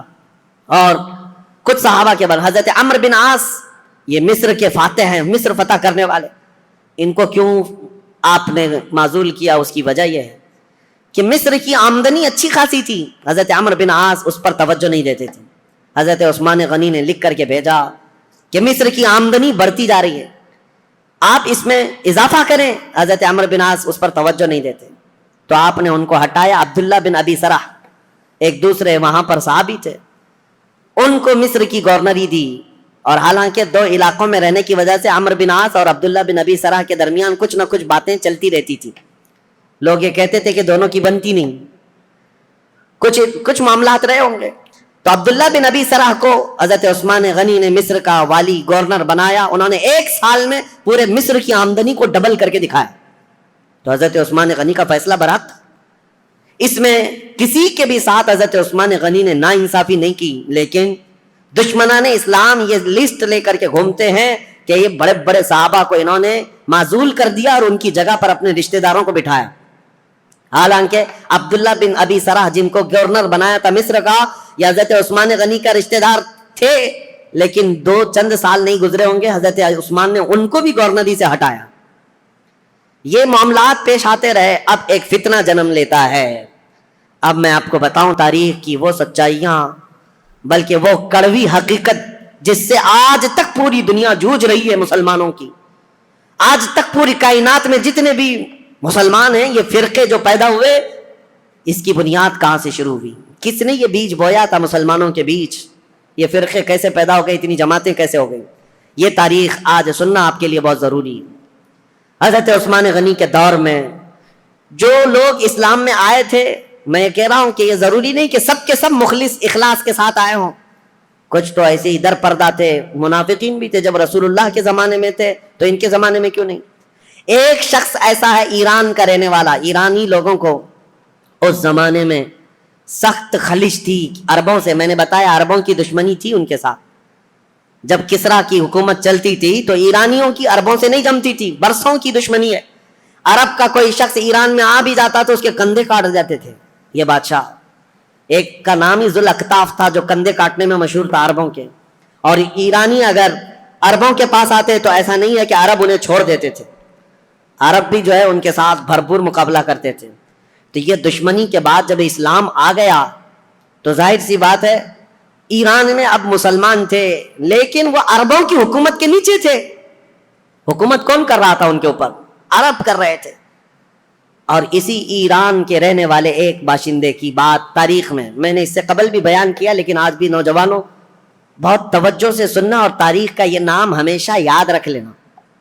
عبداللہ بن سبا، ایک یہودی شخص، یہودی بھی اسلام میں آئے ہیں، عیسائی بھی آئے، یہودی تھا یہ اسلام لایا، عبداللہ بن سبا، یاد رکھو عبداللہ بن سبا، یہ اسلام لایا، اور اسلام لانے کے بعد یہ مسلمانوں کی جماعت میں آیا لیکن پکا مسلمان نہیں تھا، یہ یہودی ہی تھا۔ اس نے دیکھا کہ ان عربوں کی حکومت پوری دنیا میں پھیلتی جا رہی ہے، انہوں نے ایران کو فتح کر لیا، شام کو فتح کر لیا، روم کو فتح کر لیا، دل کے اندر جو کڑن تھی اور اس کا بدلہ لینے کے لیے ہمیشہ اس بات کے اندر انتظار میں رہتا تھا کہ کوئی کمی ان کی نظر آ جائے جس کو لے کر کے مسلمانوں میں ہم جماعتیں بنا دیں۔ تو عبداللہ بن سبا یہ وہ پہلا شخص ہے جو اسلام میں فتنہ انگیزی شروع کرنے کے لیے کیا کیا، حضرت عثمان غنی کی کمیاں گنانا شروع کیا جماعتوں میں جا کر کے، اس کی فتنہ انگیزیاں جب بصرہ میں پہنچی، بصرہ ایک شہر ہے عراق کا، تو حضرت مغیرہ بن شعبہ وہاں پر موجود تھے، تو انہوں نے اس کو شہر بدر کر دیا، وہاں سے نکال کر بھیج دیا، وہ کوفہ آیا، کوفہ کے جو والی تھے ان کو بھی سعید بن عاص، ان کو جب خبر ملی تو کوفہ سے بھی اس کو بھگا دیا گیا۔ عبداللہ بن سبا اب مصر پہنچا، مصر آنے کے بعد مصر کے نئے جو لوگ اسلام میں آئے تھے ان کے دلوں میں یہ بات ڈالنا شروع کیا کہ عثمان جو ہے ایک کمزور خلیفہ ہیں اور صرف رشتہ داروں کا خیال کرتے ہیں، اپنے رشتہ داروں کے لیے وہ بہت زیادہ پیسہ بھی دے دیتے ہیں، نذرانے بھی دیتے ہیں، جبکہ حضرت عثمان غنی اپنے رشتہ داروں کو جو مال دیتے تھے وہ بیت المال سے نہیں، وہ اپنے جیب خاص سے دیتے تھے، ان کا مال ہی اتنا تھا، وہ دیتے تھے، نوازتے تھے۔ اب میں آپ کو بتاؤں عبداللہ بن سبا کا یہ فتنہ اثر کرنے لگ گیا لوگوں میں، مسلمانوں میں یہ بات آنے لگ گئی اپنے خلیفہ کے متعلق۔ اب انقلاب انقلاب نام سے کچھ نعرے شروع ہو گئے، کہاں پر؟ کوفہ میں انقلاب کے نام سے نعرے شروع ہوئے۔ حضرت سعید بن عاص ایک صحابی ہیں، وہ کوفہ کے گورنر تھے، انہوں نے دیکھا یہ کوفہ میں کیا ہو رہا ہے، لوگ روزانہ جیسے یہ پلے کارڈ لے کر کے اتر جاتے ہیں، اس زمانے میں وہ احتجاج کرتے رہتے تھے کہ ہم کو ایک نئی چیز چاہیے، تبدیلی چاہیے، انقلاب چاہیے۔ تو سعید بن عاص نے حضرت عثمان کو یہ لکھ کر بھیجا، کوفہ والے شاید مجھے پسند نہیں کرتے ہیں، یہ ابو موسیٰ اشعری کو پسند کرتے ہیں۔ تو حضرت عثمان غنی نے ان کو معزول کر دیا، سعید بن عاص کو کہا کہ تم اتر جاؤ، کوفہ والوں کی پسند کے مطابق ابو موسیٰ اشعری کو گورنر بناؤ۔ گورنر تو بنایا لیکن کوفہ والوں کی وہ خواہش نہیں تھی، ابو موسیٰ اشعری بھی گورنر بنے لیکن فتنہ ٹھنڈا نہیں ہوا، انقلاب انقلاب، کیونکہ یہودیوں کا ڈالا ہوا بیج تھا، انہیں پورے خلافت کو ہلانا تھا، خلافت کے نظام کی دشمن قوم اس دور میں بھی سب سے بڑی کوئی دشمن قوم ہے تو یہودی قوم ہے۔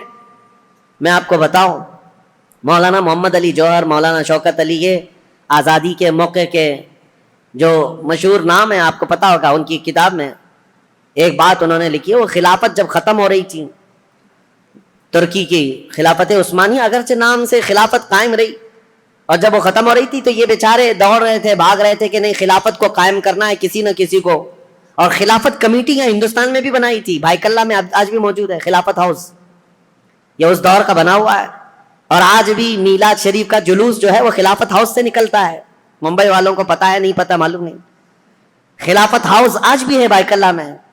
خلافت کو قائم کرنے کے چکر میں وہ دوڑتے رہے، کیوں؟ ان کی بتائی ہوئی ایک بات بتا رہا ہوں، یہودیوں نے کہا تھا، ایک بڑے یہودی دانشور نے ان سے کہا تھا، ہمیں مسلمانوں کی نماز سے، ان کے زکوٰۃ سے، ان کی قربانیوں سے، ان کی ٹوپی داڑھی سے، ان کی مسجدوں سے کوئی بھی نفرت نہیں، کوئی مذائقہ نہیں، وہ جتنی نمازیں پڑھنا ہے سب پڑھیں، لیکن ہم چاہتے ہیں مسلمانوں میں دو باتیں کبھی نہ آئیں, ایک دو لفظ کبھی نہ آئیں. یہودی یہ چاہتے ہیں مسلمانوں کی زبان پر دو لفظ کبھی نہ آئے, ایک جہاد کا لفظ نہ آئے, دوسرے خلافت کا لفظ نہ آئے. پوری دنیا سے انہوں نے یہ دو ناموں کو مٹانے کے لیے ایڑی چوٹی کا زور لگایا. یہودی آج سے نہیں, عبداللہ بن سبا کے زمانے سے.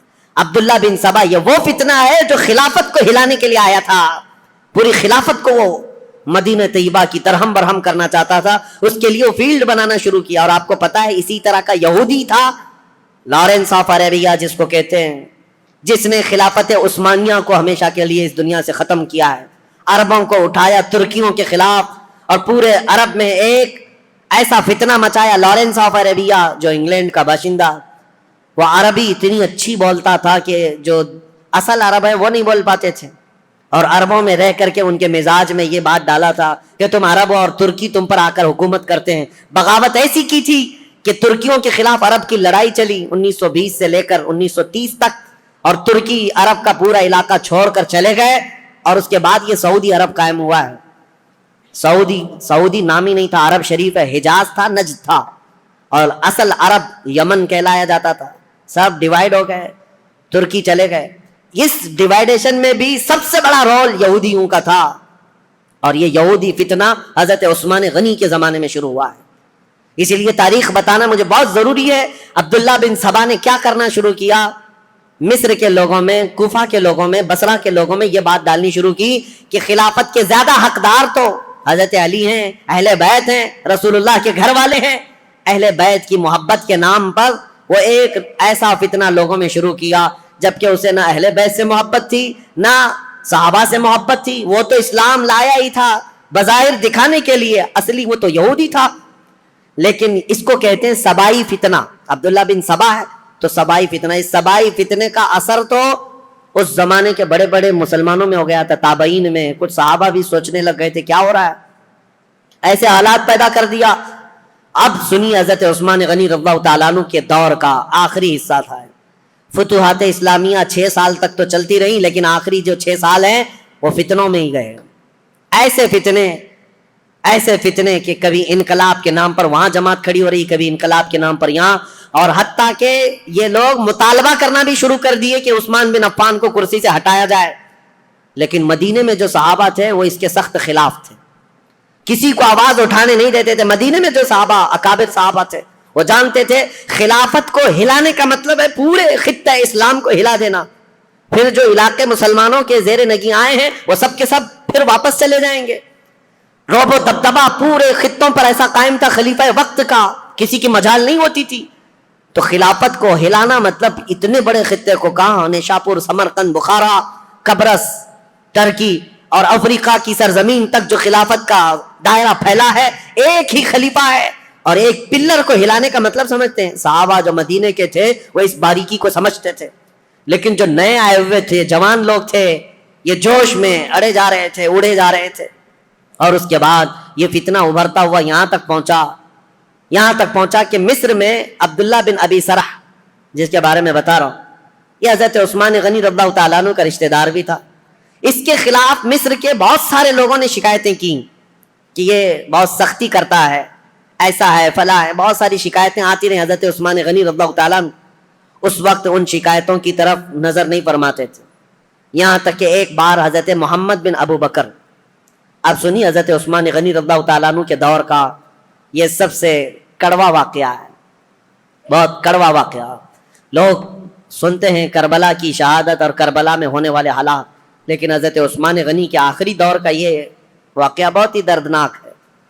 حضرت محمد بن ابو بکر جو صدیق اکبر کے بیٹے ہیں, یہ اور کئی صحابہ آئے مدینہ طیبہ میں. عبداللہ بن ابی سرح نے کیا کیا تھا, جتنے لوگ حضرت عثمان غنی کے پاس اس کی شکایت لے کر گئے تھے, حضرت عثمان غنی نے ڈانٹ ڈپٹ لگائی تھی ایک خط میں عبداللہ بن ابی سرح کو کہ تو اس طرح سے کر رہا ہے, توبہ کر, باز آ جا, لوگوں کے حقوق پر دست درازی نہ کر. یہ سب جو ڈانٹ لگائی تھی عبداللہ بن ابی سرح نے کیا کیا, جتنے لوگ مدینے گئے تھے سب کا قتل کروا دیا. جو حضرت عثمان غنی کے پاس شکایت لے کر کے گئے تھے, واپس آنے کے بعد ان کا قتل کروا دیا. بڑا معاملہ تھا. اس معاملے کو لے کر صحابہ آئے مسجد نبوی شریف میں. صحابہ کے درمیان یہ باتیں ہونے لگی کہ اس عبداللہ بن ابی سرح کا کیا کیا جائے. تو حضرت علی کے پاس یہ بات آئی تو حضرت علی نے کہا بالکل یہ قتل کا قصاص کا مقدمہ لے کر کے آئے ہیں. عبداللہ بن ابی سرح کو صرف معزول نہیں, اس کو قتل کرنا چاہیے. اتنے لوگوں کا قتل کیسے کیا؟ صرف شکایت کرنے کی بنیاد پر.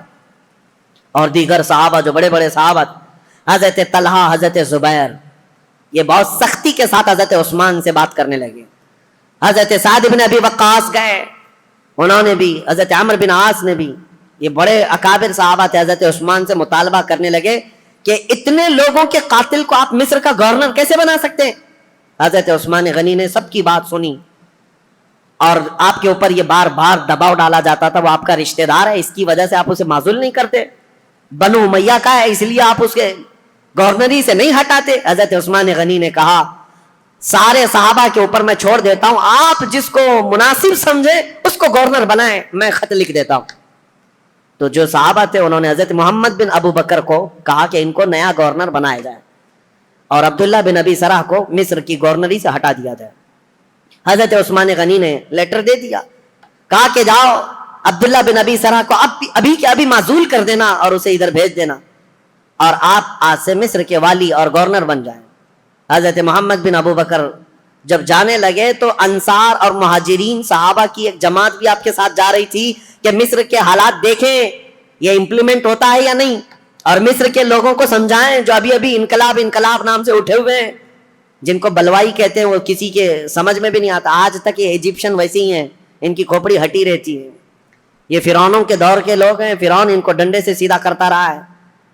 آج تک ایسی سخت قسم کی طبیعت رکھنے والے لوگ ہیں. ان کو سمجھانے کے لیے انصار اور مہاجرین صحابہ کی ایک پوری جماعت گئی. آپ سنیے ہوا کیا. حضرت عثمان غنی رضی اللہ تعالیٰ عنہ کے گھر میں پلتا تھا مروان بن حکم نام سے. یہ مروان بنو امیہ کا ایک شخص ہے, حضرت عثمان غنی کے خاندان میں, رشتہ دار میں, لیکن صحیح آدمی نہیں تھا, عیاش طبیعت کا. مروان بن حکم حضرت عثمان غنی کے گھر پر رہتا تھا. یہ صحیح آدمی نہیں تھا, یہ ذہن میں رکھ لیں آپ. اس نے کیا حرکت کی, کتنی بڑی حرکت کی, پوری تاریخ میں یہ چیز موجود ہے. ایک طرف عبداللہ بن سبا نے فتنہ مچا دیا تھا پوری جگہ پر, لوگوں میں ورغلا دیا تھا اور نئی جماعت پیدا کرنے کے فراق میں تھا, اور اس کے بعد ادھر مروان بن حکم اور بنو امیہ کی کچھ حرکتیں ایسی, ادھر عبداللہ بن سرح مصر میں فتنہ, قتل کر دیا. حضرت عثمان غنی کے خاندان پر بڑے الزامات آ رہے تھے, لیکن صحابہ جانتے تھے عثمان بن عفان کی طہارت کیا ہے, ان کی پاکیزگی کیا ہے, ان کے اخلاق کیا ہے. اسی لیے سب سے پہلے میں نے ان کی فضیلتیں آپ کے سامنے رکھی تاکہ کسی کے ذہن میں یہ بات نہ آنے پائے حضرت عثمان غنی کیا ایسا کرتے تھے ویسا کرتے تھے. پہلے سب سے پہلے میں نے آپ کو ان کے فضائل سنائے, کسی ذہن میں شک و شبہ بھی نہ آئے. وہ رسول اللہ کے داماد ہیں, میرے آقا کے انتخاب ہیں, سابقون الاولون میں سے ہیں. حضور نے ان کے متعلق فرمایا عثمان کو اب اس کے بعد کوئی عمل نقصان نہیں پہنچا سکتا. بہرحال حضرت محمد بن ابو بکر جا رہے ہیں, کہاں؟ مصر جا رہے ہیں گورنری لینے کے لیے, اور انصار مہاجری صحابہ کے ساتھ جا رہے ہیں. ابھی 2-3 منزلیں طے کیے ہوئے تھے کہ ایک حبشی غلام کو اونٹنی پر بہت تیز رفتار دوڑتے ہوئے انہوں نے دیکھا. یہ انصار مہاجرین صحابہ کی جماعت دیکھا, اور مشکوک لگ رہا تھا, یا تو وہ کسی کا قاصد تھا یا تو کسی کا بھاگا ہوا غلام تھا. صحابہ نے اسے پکڑ لیا, پوچھا کہاں جا رہے ہو؟ کہا خلیفہ اسلام امیر المومنین عثمان ابن عفان کا پیغام لے کر میں مصر کے گورنر کے پاس جا رہا ہوں. جو صحابہ تھے انہوں نے کہا مصر کے جو گورنر ہیں وہ یہاں ہیں, محمد بن ابو بکر, بات کرو کیا ہے. کہا نہیں, ان کے متعلق نہیں ہے وہ پیغام, ان کے متعلق نہیں ہے, یہ گورنر نہیں ہے. وہ پھر بھاگنے لگا تو اس کی تلاشی لی گئی, اس کے پاس کچھ نہیں ملا, اس کی ساری چیزیں تلاشی لی گئی, کچھ نہیں ملا. اور وہ تھوڑا آگے گیا تھا, حضرت محمد بن ابو بکر کو شک ہوا کہ کچھ تو ہے, یہ اس قدر مشکوک انداز میں کیوں جا رہا ہے. اس کو پھر سے پکڑا, اس کے پانی کا جو مشکیزہ تھا وہ بالکل سوکھا تھا, اس کو ہلایا تو اس کے اندر کوئی چیز تھی, اس کو پھاڑ دیا تو دیکھا ایک خط تھا مہر لگا ہوا. اور پہلے جو خط ہوتے تھے اس کو ڈامر جیسی ایک چیز آتی تھی وہ لگا کر کے سیل بند کر دیا جاتا تھا, کوئی نہیں کھول سکتا, اور یہ سیل بند خلیفہ کا لیٹر ہوا کرتا. حضرت محمد بن ابو بکر وہ خط لے کر کے آئے, اور سارے صحابہ کی جماعت تھی, انصار اور مہاجرین کی, جو ابھی مصر جا رہے تھے. ان کے بیچ میں وہ خط لا کر کے کہا کہ کیا میں اس کو کھول کر کے پڑھوں؟ سبوں نے کہا کھول کر کے پڑھو. حضرت عثمان غنی سے ملاقات کیے ہوئے ابھی 1-2 دن ہوئے اور اتنی جلدی کوئی پیغام آیا.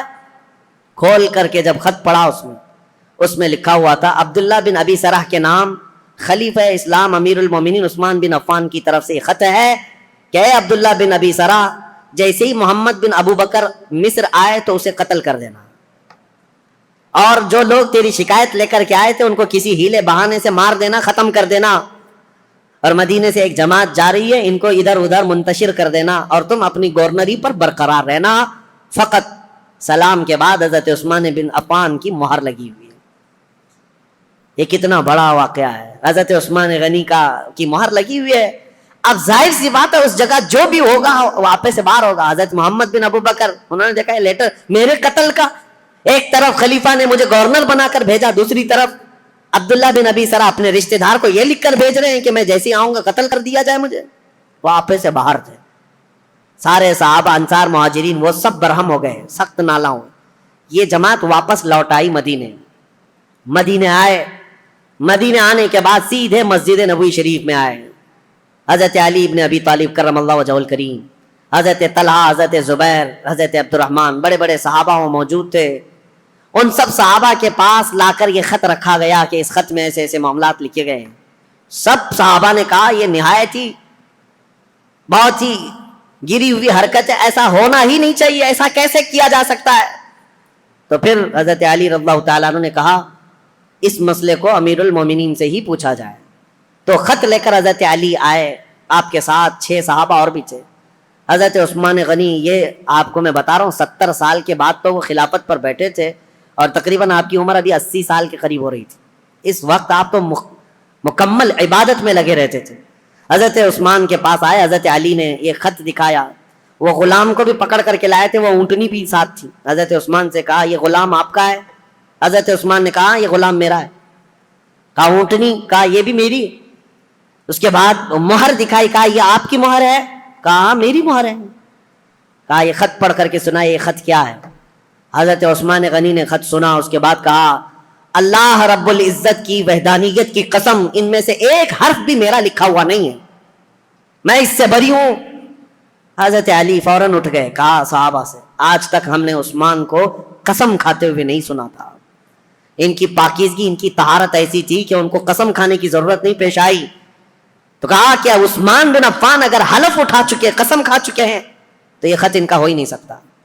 حضرت طلحہ، حضرت زبیر تھے، انہوں نے کہا ٹھیک ہے ہم نے تسلیم کر لیا، داماد رسول امیر المومنین سے آج تک ہم نے جھوٹ سنا نہیں ہے، آپ اس پر بھی جھوٹ نہیں بول رہے ہیں، لیکن مسئلہ یہ ہے کہ یہ تو معلوم کریں کہ یہ ہے کس کا۔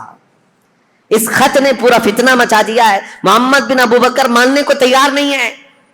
اب یہ خبر مصر بھی پہنچ گئی، اور مصر کے جو بلوائی تھے عبداللہ بن ابی سرح سے جو پریشان تھے، وہ سب کے سب جماعت بنا کر مدینے آ گئے، مدینے میں داخل ہو گئے۔ حضرت طلحہ اور حضرت زبیر نے جب تحقیقات کی تو پتہ چلا حضرت عثمان کے گھر میں رہنے والا مروان، یہ اس کی حرکت تھی، اس نے حضرت عثمان غنی کی مہر چرائی تھی، اور خط چرا کر کے اس پر لکھا اور حضرت عثمان کی مہر لگائی، ان کی اونٹنی لیا، ان کا غلام بھیجا، اور اس کو یہ کہہ کر بھیجا امیر المومنین کا حکم ہے مصر کے گورنر لے جاؤ، لیکن بیچ میں پکڑا گیا اور راز فاش ہو گیا۔ جیسے ہی پتہ چلا مروان چھپ گیا۔ اب مسئلہ یہ تھا کہ حضرت طلحہ، حضرت زبیر اور بڑے صحابہ نے کہا عثمان ابن عفان سے، کہا اس نے اتنی بڑی حرکت کی ہے لہذا مروان کو آپ ہمارے حوالے کر دیں۔ حضرت عثمان رشتہ داروں کے لیے بڑے نرم بھی تھے، آپ کو پتا تھا اگر مروان کو ان کے حوالے کیا جائے تو قتل ہو جائے گا، مار دیا جائے گا۔ حضرت عثمان غنی نے مروان کو ان کے حوالے نہیں کیا، بس یہی بات تھی جو بہت بڑا فتنہ لاحق ہو گیا۔ حضرت علی کرم اللہ وجہہ الکریم نے بھی سارے صحابہ سے کہا حضرت عثمان غنی اگر مروان کو آپ کے حوالے نہیں کرنا چاہتے تو سب کے سب چلے جائیں، اس لیے کہ سزا دینے کا حق خلیفہ وقت کو ہے، عثمان ابن عفان سزا دیں گے۔ حضرت علی اس میں حق بجانب تھے، لیکن حضرت علی کرم اللہ وجہہ الکریم نے بھی حضرت عثمان غنی سے کہا تھا کہ اس مسئلے کو جتنی جلدی آپ فرو کریں گے، ٹھنڈا کریں گے، اتنی جلدی ہم سب کے لیے امان ہے، ورنہ فتنہ بہت بڑھ چکا ہے۔ اب حضرت عثمان غنی رضی اللہ تعالیٰ عنہ سے جب صحابہ نکل گئے تو یہ مصر کے جتنے بلوائی تھے یہ سب کے سب حضرت عثمان غنی کے گھر کے اطراف محاصرہ کر لیے، اور حضرت عثمان غنی کے گھر کے اطراف کیوں کھڑے تھے صحابہ پوچھتے تو یہ کہتے مروان ان کے گھر میں چھپا ہوا ہے، جب بھی نکلے گا ہم اسے ماریں گے، ہم خلیفہ وقت کے خلاف نہیں ہیں، مروان کو ہمارے حوالے کرے. حالانکہ مروان کب کے ان کے گھر سے بھاگ کر ملک شام جا چکا تھا, حضرت عثمان کے گھر میں تھا بھی نہیں, لیکن یہ بلوائی اسی انتظار میں کہ مروان گھر کے اندر ہے, محاصرہ کر کے رکھا. کتنے دن؟ 40 دن تک چلا تھا یہ محاصرہ. اور حضرت عثمان غنی پر ایک دانہ پانی بھی اندر جانے نہیں دیتے تھے. سیدہ ام المومنین حضرت حفصہ حضور کی زوجہ ہے, وہ پانی کا مشکیزہ لے کر حضرت عثمان غنی کے پاس جا رہی تھیں پانی پلانے کے لیے. ان کے خچر پر جو مشکیزہ رکھا تھا, ان بلوائیوں نے تیر مار مار کر کے مشکیزہ پھوڑ دیا اور پورا پانی بہا دیا. ام المومنین کو تک حضرت عثمان کے گھر جانے نہیں دیا, حضرت عائشہ صدیقہ کو تک جانے نہیں دیا. یہ نئے آئے ہوئے لوگ تھے اسلام میں سب, یہ بلوائی. ایک دن حضرت عثمان غنی چھت پر کھڑے ہوئے اور پوچھا لوگوں سے, کیا ہے لوگوں, کیا تم میں علی بن ابی طالب ہیں؟ لوگوں نے کہا نہیں ہے. کہا تم میں سعد بن ابی وقاص ہے؟ لوگوں نے کہا نہیں ہے. کہا طلحہ یا زبیر ہیں؟ کہا نہیں ہے. حضرت عثمان نے چھت سے پکار کر کہا, کیا میری بات علی بن ابی طالب تک کوئی پہنچا سکتا ہے؟ کہا کہ کیا بات ہے؟ کہا علی بن ابی طالب سے یہ کہہ دو کہ عثمان بن عفان پچھلے 4-5 دن سے پانی کا ایک گھونٹ بھی نہیں پیا ہے. خبر ملی مولا علی کرم اللہ وجہہ الکریم کو. حضرت علی رضی اللہ تعالیٰ عنہ نے اپنے دونوں شہزادوں کو لے کر حضرت حسن اور حضرت امام حسین کو پانی کے مشکیزے بھرے اور چند جوانوں کو لے کر حضرت عثمان کے گھر پہنچ گئے اور پانی پہنچایا. یہ صرف اور صرف یہی پانی تھا حضرت عثمان کے گھر جو پہنچا, آخری پانی تھا جو حضرت علی بن ابی طالب کی طرف سے آیا تھا. میرے عزیزو, یہ باتیں اس لیے بھی بیان کرنا ضروری ہے کہ لوگ ایسی چیزیں کنٹروورسی بیان کرتے ہیں کہ حضرت علی میں حضرت عثمان میں نہیں بنتی رہی ہوگی اور انہوں نے ایسا کیا ہوگا. نہیں, حضرت علی کی نہیں بنتی تھی. حالانکہ حضرت عثمان کے گھر کے دروازے پر پہرا دینے کے لیے امام حسن اور امام حسین کو کھڑا کیا گیا تھا, اور عبداللہ بن زبیر, حضرت زبیر نے اپنے بیٹے کو کھڑا کیا, حضرت طلحہ نے اپنے بیٹے کو کھڑا کیا ہے, بڑے بڑے صحابہ نے اپنے اپنے بیٹوں کو حضرت عثمان کے گھر کے دروازے پر کھڑا کیا ہے. اور یہ تنبیہ کی تھی, یہ بلوائی مصر کے کہیں رات کے وقت یا کہیں انجانے میں عثمان بن عفان کے گھر میں داخل نہ ہو جائیں اور کہیں ان کو نقصان نہ پہنچائیں. یہاں تک کہ یہ بلوائی جو ہے مصر کے جو لوگ آئے تھے, ایک مرتبہ تیر چلائے تھے, ان تیروں کی وجہ سے حضرت امام حسین کا پورا سینہ زخمی ہو گیا, خون ہو گئے تھے. اور حضرت امام حسن مجتبیٰ کے سر پر زخم آیا تھا نیزے سے. یہ حضرت عثمان کی حفاظت پر دونوں شہزادے کھڑے تھے, اور یہ خون اتنا بہ گیا تھا جس کو دیکھ کر کے ڈر گئے. محمد بن ابو بکر ان میں تھے, انہوں نے کہا, ہے لوگوں, ہم تو عثمان بن عفان اور بنو امیہ کے خلاف کھڑے ہیں, ابھی تم نے ان کا خون اتنا بہا دیا کہ بنو ہاشم ان کا یعنی بدلہ لینے کے لیے آ جائیں گے. بنو ہاشم کون ہے؟ رسول اللہ کا خاندان. اور امام حسن اور امام حسین جب زخمی ہو گئے ہوں تو رسول اللہ کا جو خاندان ہے بنو ہاشم, وہ تو بدلہ لینے کے لیے آ جائیں گے. محمد بن ابو بکر نے کہا, معاملہ سب الٹ جائے گا, عثمان بن عفان کو کوئی دیکھے گا ہی نہیں, حسن اور حسین جو زخمی ہوئے اس کا بدلہ لینے کے لیے قوم ہم پر ٹوٹ پڑے گی, اس لیے اس کام کو جلدی کر دو. محمد بن ابو بکر اور چند لوگ چھت پھلان کر کے حضرت عثمان غنی کے گھر کے اوپر سے اندر داخل ہوئے. اس وقت سیدنا عثمان بن عفان قرآن کی تلاوت کر رہے تھے, قرآن پڑھ رہے تھے, اور رسول کریم صلی اللہ تعالیٰ علیہ وسلم کو ایک دن پہلے خواب میں دیکھا تھا. نبی پاک صلی اللہ تعالیٰ علیہ وسلم کو خواب میں دیکھ کر پھوٹ کر رونے لگے حضرت عثمان. کہا, یا رسول اللہ, وہ قوم جس کو میں نے بیر روما وقف کر دیا تھا جب مدینے میں کسی کے پاس پانی نہیں تھا, میں نے ان کے لیے پانی وقف کیا, آج وہ قوم مجھے پانی نہیں دے رہی. نبی پاک صلی اللہ تعالیٰ علیہ وسلم نے حضرت عثمان سے کہا, کیا ہے عثمان, تھوڑا اور برداشت کر لو, کل میرے ہاتھ سے پانی پیو. حضرت عثمان کہتے ہیں, حضور کو خواب میں اتنا دیکھنے کے بعد تسلی ہو گئی. 40 دن کا محاصرہ چلا ہے حضرت عثمان کے ساتھ, 40 دن کا, وہ 40 دن روزے سے گزرے. حضرت عثمان غنی رضی اللہ تعالیٰ عنہ کی یہ سختیاں, اور جب پانی بھی نہیں پہنچتا, کھانا بھی نہیں پہنچتا, اس وقت رسول کریم صلی اللہ تعالیٰ علیہ وسلم کے کئی صحابہ, میں یہ بات میں بتاتا ہوں, محمد بن ابو بکر چھت پھلان کر کے آئے, اس سے پہلے کئی صحابہ آئے, حضرت طلحہ آئے, حضرت زبیر آئے, اور دیگر بڑے صحابہ آئے. کہا, امیر المومنین, یہ حالات بڑے سخت ہو گئے, 3 باتوں میں سے ایک بات کر لیجیے آپ, یا تو آپ کسی چھپے ہوئے راستے سے ملک شام چلے جائیں, وہاں آپ کی حفاظت ہو سکتی ہے, یا تو پھر مروان کو پکڑوا کر کے اس کو سب کے سامنے سزا دے دیں, معاملہ ٹھنڈا ہو سکتا ہے, یا تو پھر آپ اپنی خلافت سے دستبردار ہو جائیے. خلافت سے آپ ہٹ جائیے۔ حضرت عثمان نے کہا یہ تینوں کام نہیں کر سکتا، مروان میرے پاس نہیں۔ رہی بات مجھے ملک شام جانے کی بات کر رہے ہو، حضرت عثمان غنی کہتے ہیں میرے جسم کے ٹکڑے ہو جائیں میں رسول اللہ کا مدینہ چھوڑ کر نہیں جا سکتا، میں رسول اللہ کا پڑوسی ہونے کے لیے اپنا وطن مکہ چھوڑ کر یہاں آیا، اپنی جان بچانے کے لیے میرے نبی کا شہر چھوڑ کر نہیں جا سکتا۔ اور رہی بات تیسری، خلافت چھوڑ دیجئے، سنو اس بات کا مجھے شوق نہیں ہے، لیکن میرے آقا صلی اللہ تعالیٰ علیہ وسلم کی حدیث ہے، رسول اللہ نے فرمایا تھا عثمان بن عفان کو ایک جبہ دیا تھا، اور اس کے بعد کہا اے عثمان اللہ تمہیں ایک جبہ پہنائے گا اور میری امت اس کو اتارنے کی کوشش کرے گی، لیکن تم موت تک اس جبے کو اتارنا مت۔ حضرت عثمان نے کہا اس جبے سے مراد رسول اللہ نے جو فرمایا تھا وہ خلافت کا جبہ تھا جو اللہ نے مجھے پہنایا، اور میں نے اپنی زندگی میں رسول صادق صلی اللہ علیہ وسلم کی بات سچ ہوتے دیکھا، قوم مجھ سے وہ جبہ اتارنے کی کوشش کر رہی ہے اور میں ابھی تک برقرار ہوں تو صرف رسول اللہ کے فرمان کی وجہ سے، میرے آقا نے فرمایا ہے۔ تو صحابہ نے جب یہ تین باتیں رکھی، حضرت عثمان نے تینوں کا جواب دیا تو سب صحابہ چلے گئے۔ اب وہ 40واں دن تھا جب حضرت عثمان قرآن کی تلاوت کر رہے تھے، حضرت حسن، حضرت امام حسین، حضرت عبداللہ بن زبیر، حضرت طلحہ کے بیٹے، یہ سب دروازوں پر کھڑے تھے، لیکن چھت سے یہ لوگ داخل ہو گئے۔ جیسے ہی آئے، محمد بن ابو بکر کون ہے؟ حضرت ابو بکر صدیق کے بیٹے، ان کے قتل کا فرمان گیا تھا نا، تو ظاہر سی بات ہے ان کو غصہ تھا۔ حضرت عثمان کے خط میں کس کے قتل کا تھا؟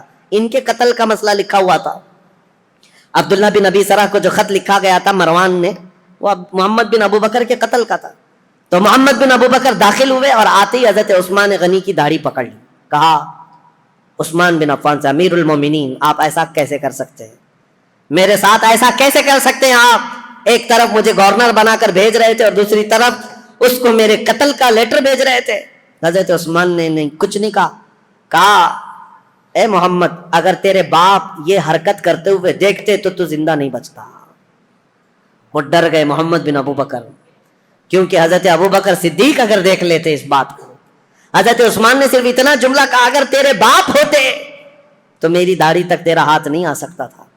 تو حضرت محمد بن ابو بکر ان کے ہاتھ پر کانپنے لگ گئے، پیچھے ہو گئے، اور اس کے بعد دروازے پر جا کر زور زور سے توبہ کرنے لگے، مجھ سے کیا ہو گیا، اور گھر سے باہر نکل کر کے آئے۔ لیکن حضرت محمد بن ابو بکر کے ساتھ جو مصر کے دو بلوائی آئے تھے، انہوں نے اپنے نیزے سے حضرت عثمان کے سینے پر مار کر کے ان کو شہید کیا۔ انا للہ و انا الیہ راجعون۔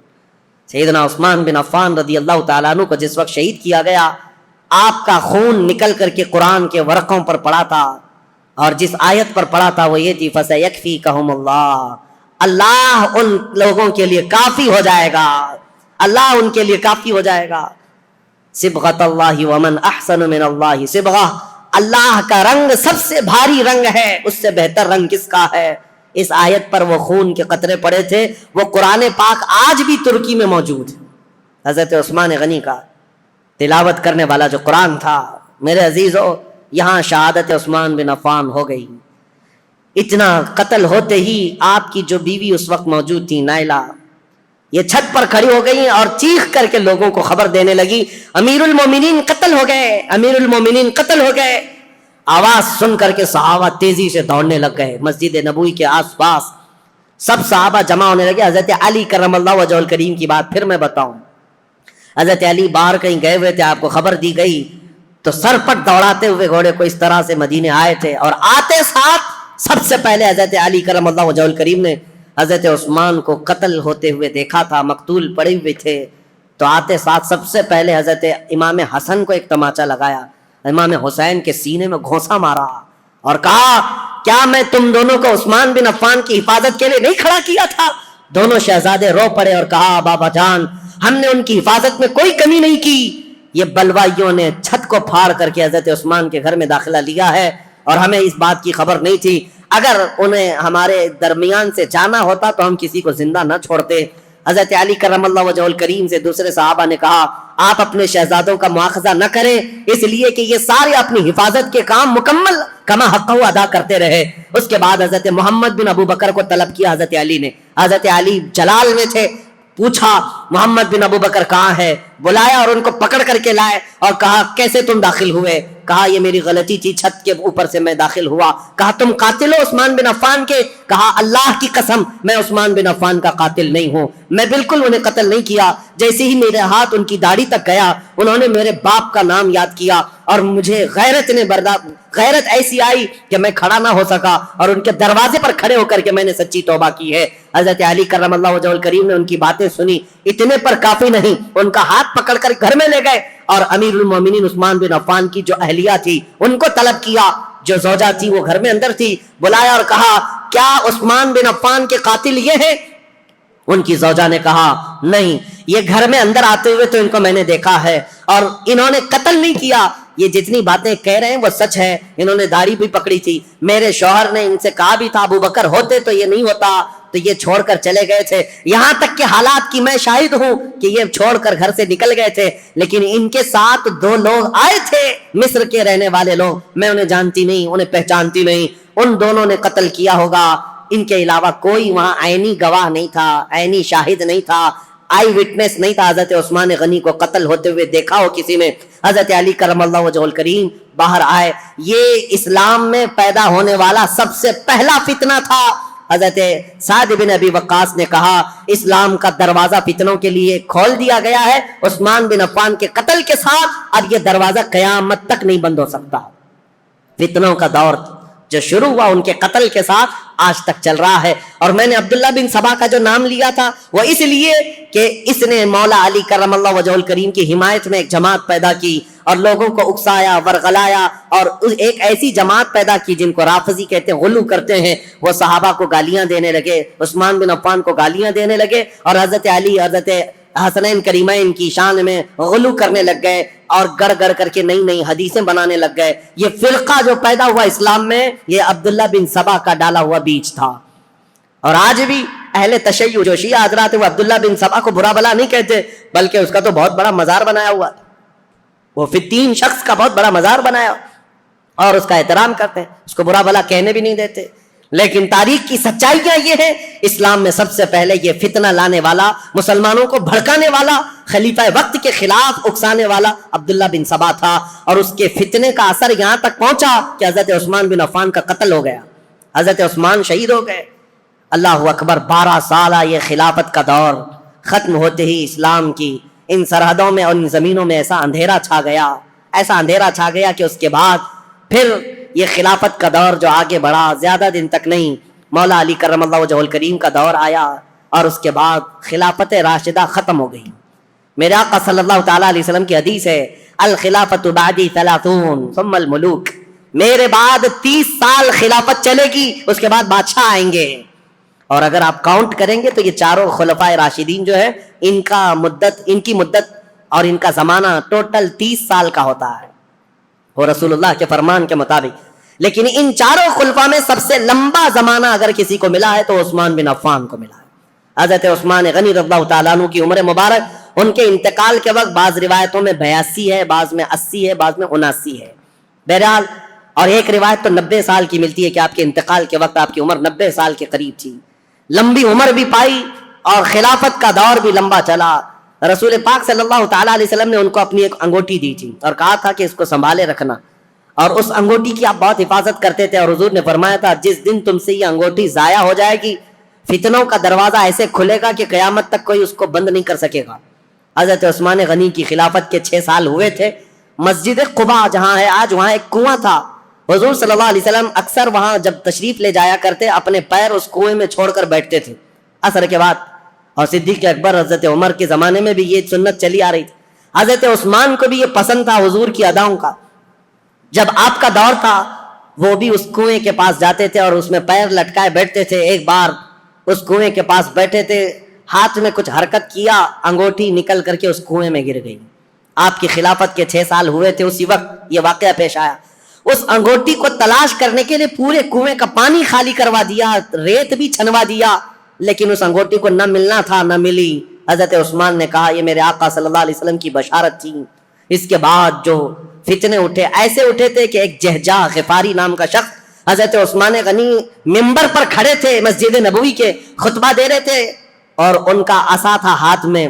وہ جہجہ غفاری بیچ خطبے کے دوران کھڑا ہوا، حضرت عثمان غنی کو برا بھلا کہتے ہوئے ان کے ہاتھ سے لکڑی چھین لیا اور گھٹنے پر رکھ کر کے ان کے عصا کو توڑ دیا تھا۔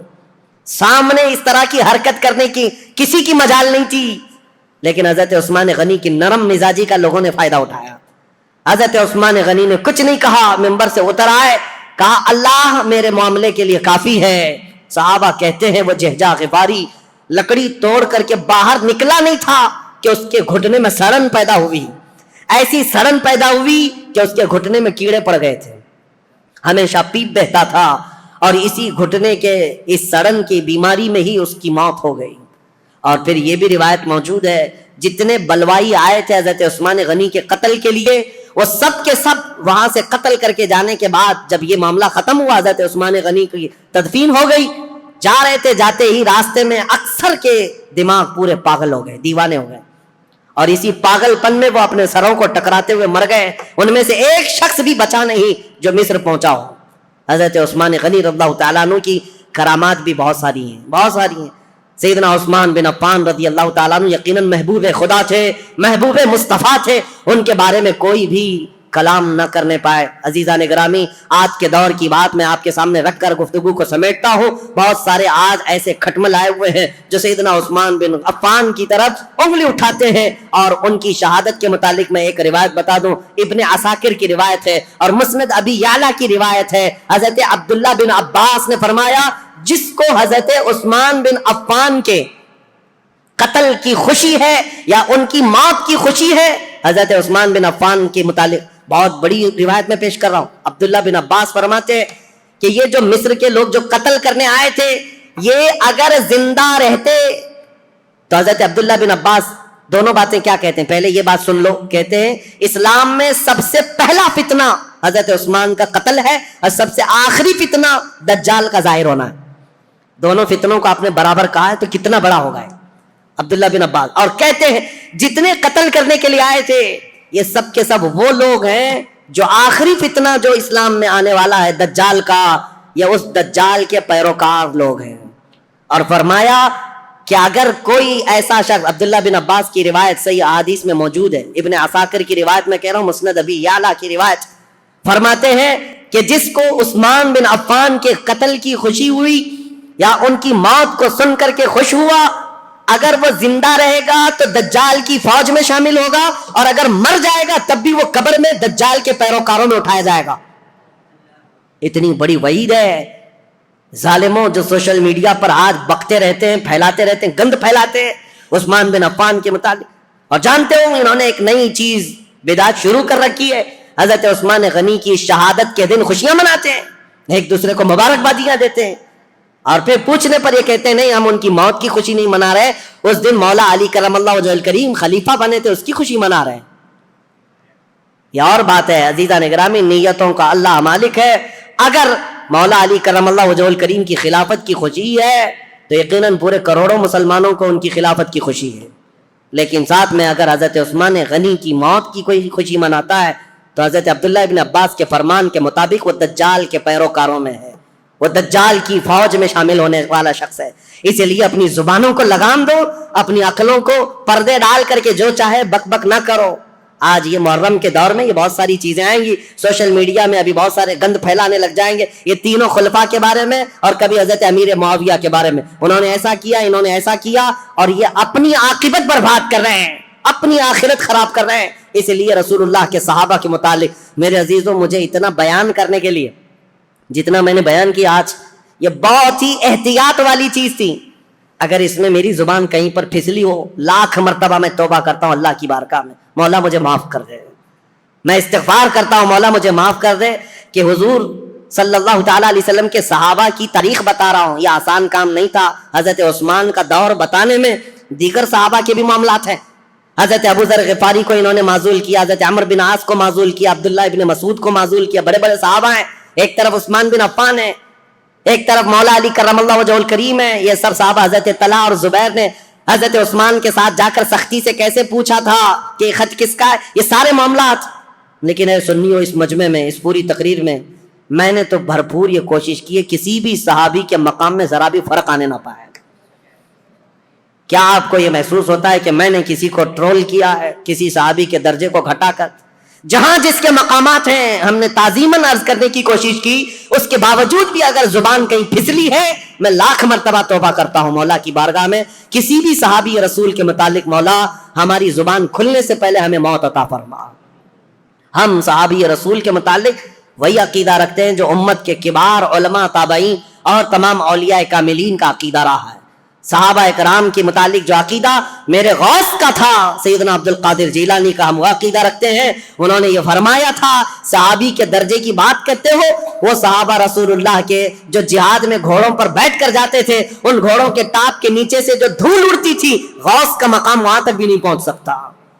ہم ان صحابہ کے متعلق اس طرح ادب کی بات کرتے ہیں، لہذا سیدنا عثمان بن عفان کی بات آئے، کسی کی بھی بات ہے، ادب کا پہلو ہمیشہ ملحوظ رکھو، اس لیے کہ کچھ تحقیق کرنے والے بھی اب کیڑے آئے ہوئے ہیں، ریسرچ اسکالر نئے، اور وہ اپنے آپ کو یہ کہتے ہیں ہم انجینئرنگ کرتے ہیں، ڈاکٹرائن کرتے ہیں، اور ان کو ایسا لگتا ہے کہ یہ فیصل بن کر کے بیٹھے ہوئے ہیں۔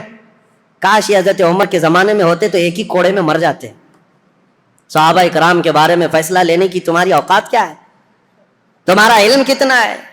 ارے تمہارا کوئی ڈھنگ کا استاد نہیں، گوگل سے پڑھے ہوئے لوگ، ان کا سارا کل ملا کر کے گوگل استاد ہے، اور سب دنیا جانتی ہے گوگل میپ کہاں کہاں لے جا کے چھوڑتا ہے، ویسے ان کو بھی گوگل چھوڑ دیتا ہے۔ اکثر جگہ گاڑی ایسی جگہ پھنستی ہے جہاں پیچھے بھی نہیں آ سکتے، آگے بھی نہیں آ سکتے۔ میں نے دیکھا ہے میرے عزیزو، اسی لیے سینہ بسینہ جو علم چلا ہے اس علم میں برکت ہے۔ آج نوجوانوں کی ایک بڑی تعداد انجینئروں کو، ڈاکٹروں کو، جو نئے دین میں نئے شوشے چھوڑ رہے ہیں، ان کو فالو کرتی ہے اور کہتی ہے یہ تحقیقی بات کر رہے ہیں، فلی ریفرنس کے ساتھ بات کر رہے ہیں۔ ابھی آپ سرچ کریں، میرے ساتھ ایک معاملہ پیش آیا تھا، ایک صاحب آئے، بحث کرنے کے لیے آئے تھے، میں کمرے میں بیٹھا ہوا تھا، میرے سامنے بڑی کتابیں بھی رکھی ہوئی تھی، وہ آئے، کہا کہ کچھ میں آپ سے سوالات کرتا ہوں۔ وہ اوٹ پٹانگ سوالات کر رہے تھے۔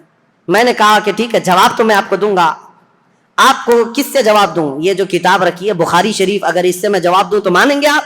انہوں نے کہا بالکل مانوں گا، میں بالکل مانوں گا، اس پر ایمان ہے۔ میں نے کہا یہی تو جہالت ہے، یہ کتاب بہار شریعت تھی، وہاں رکھی ہوئی کتاب بہار شریعت اردو کی کتاب ہے۔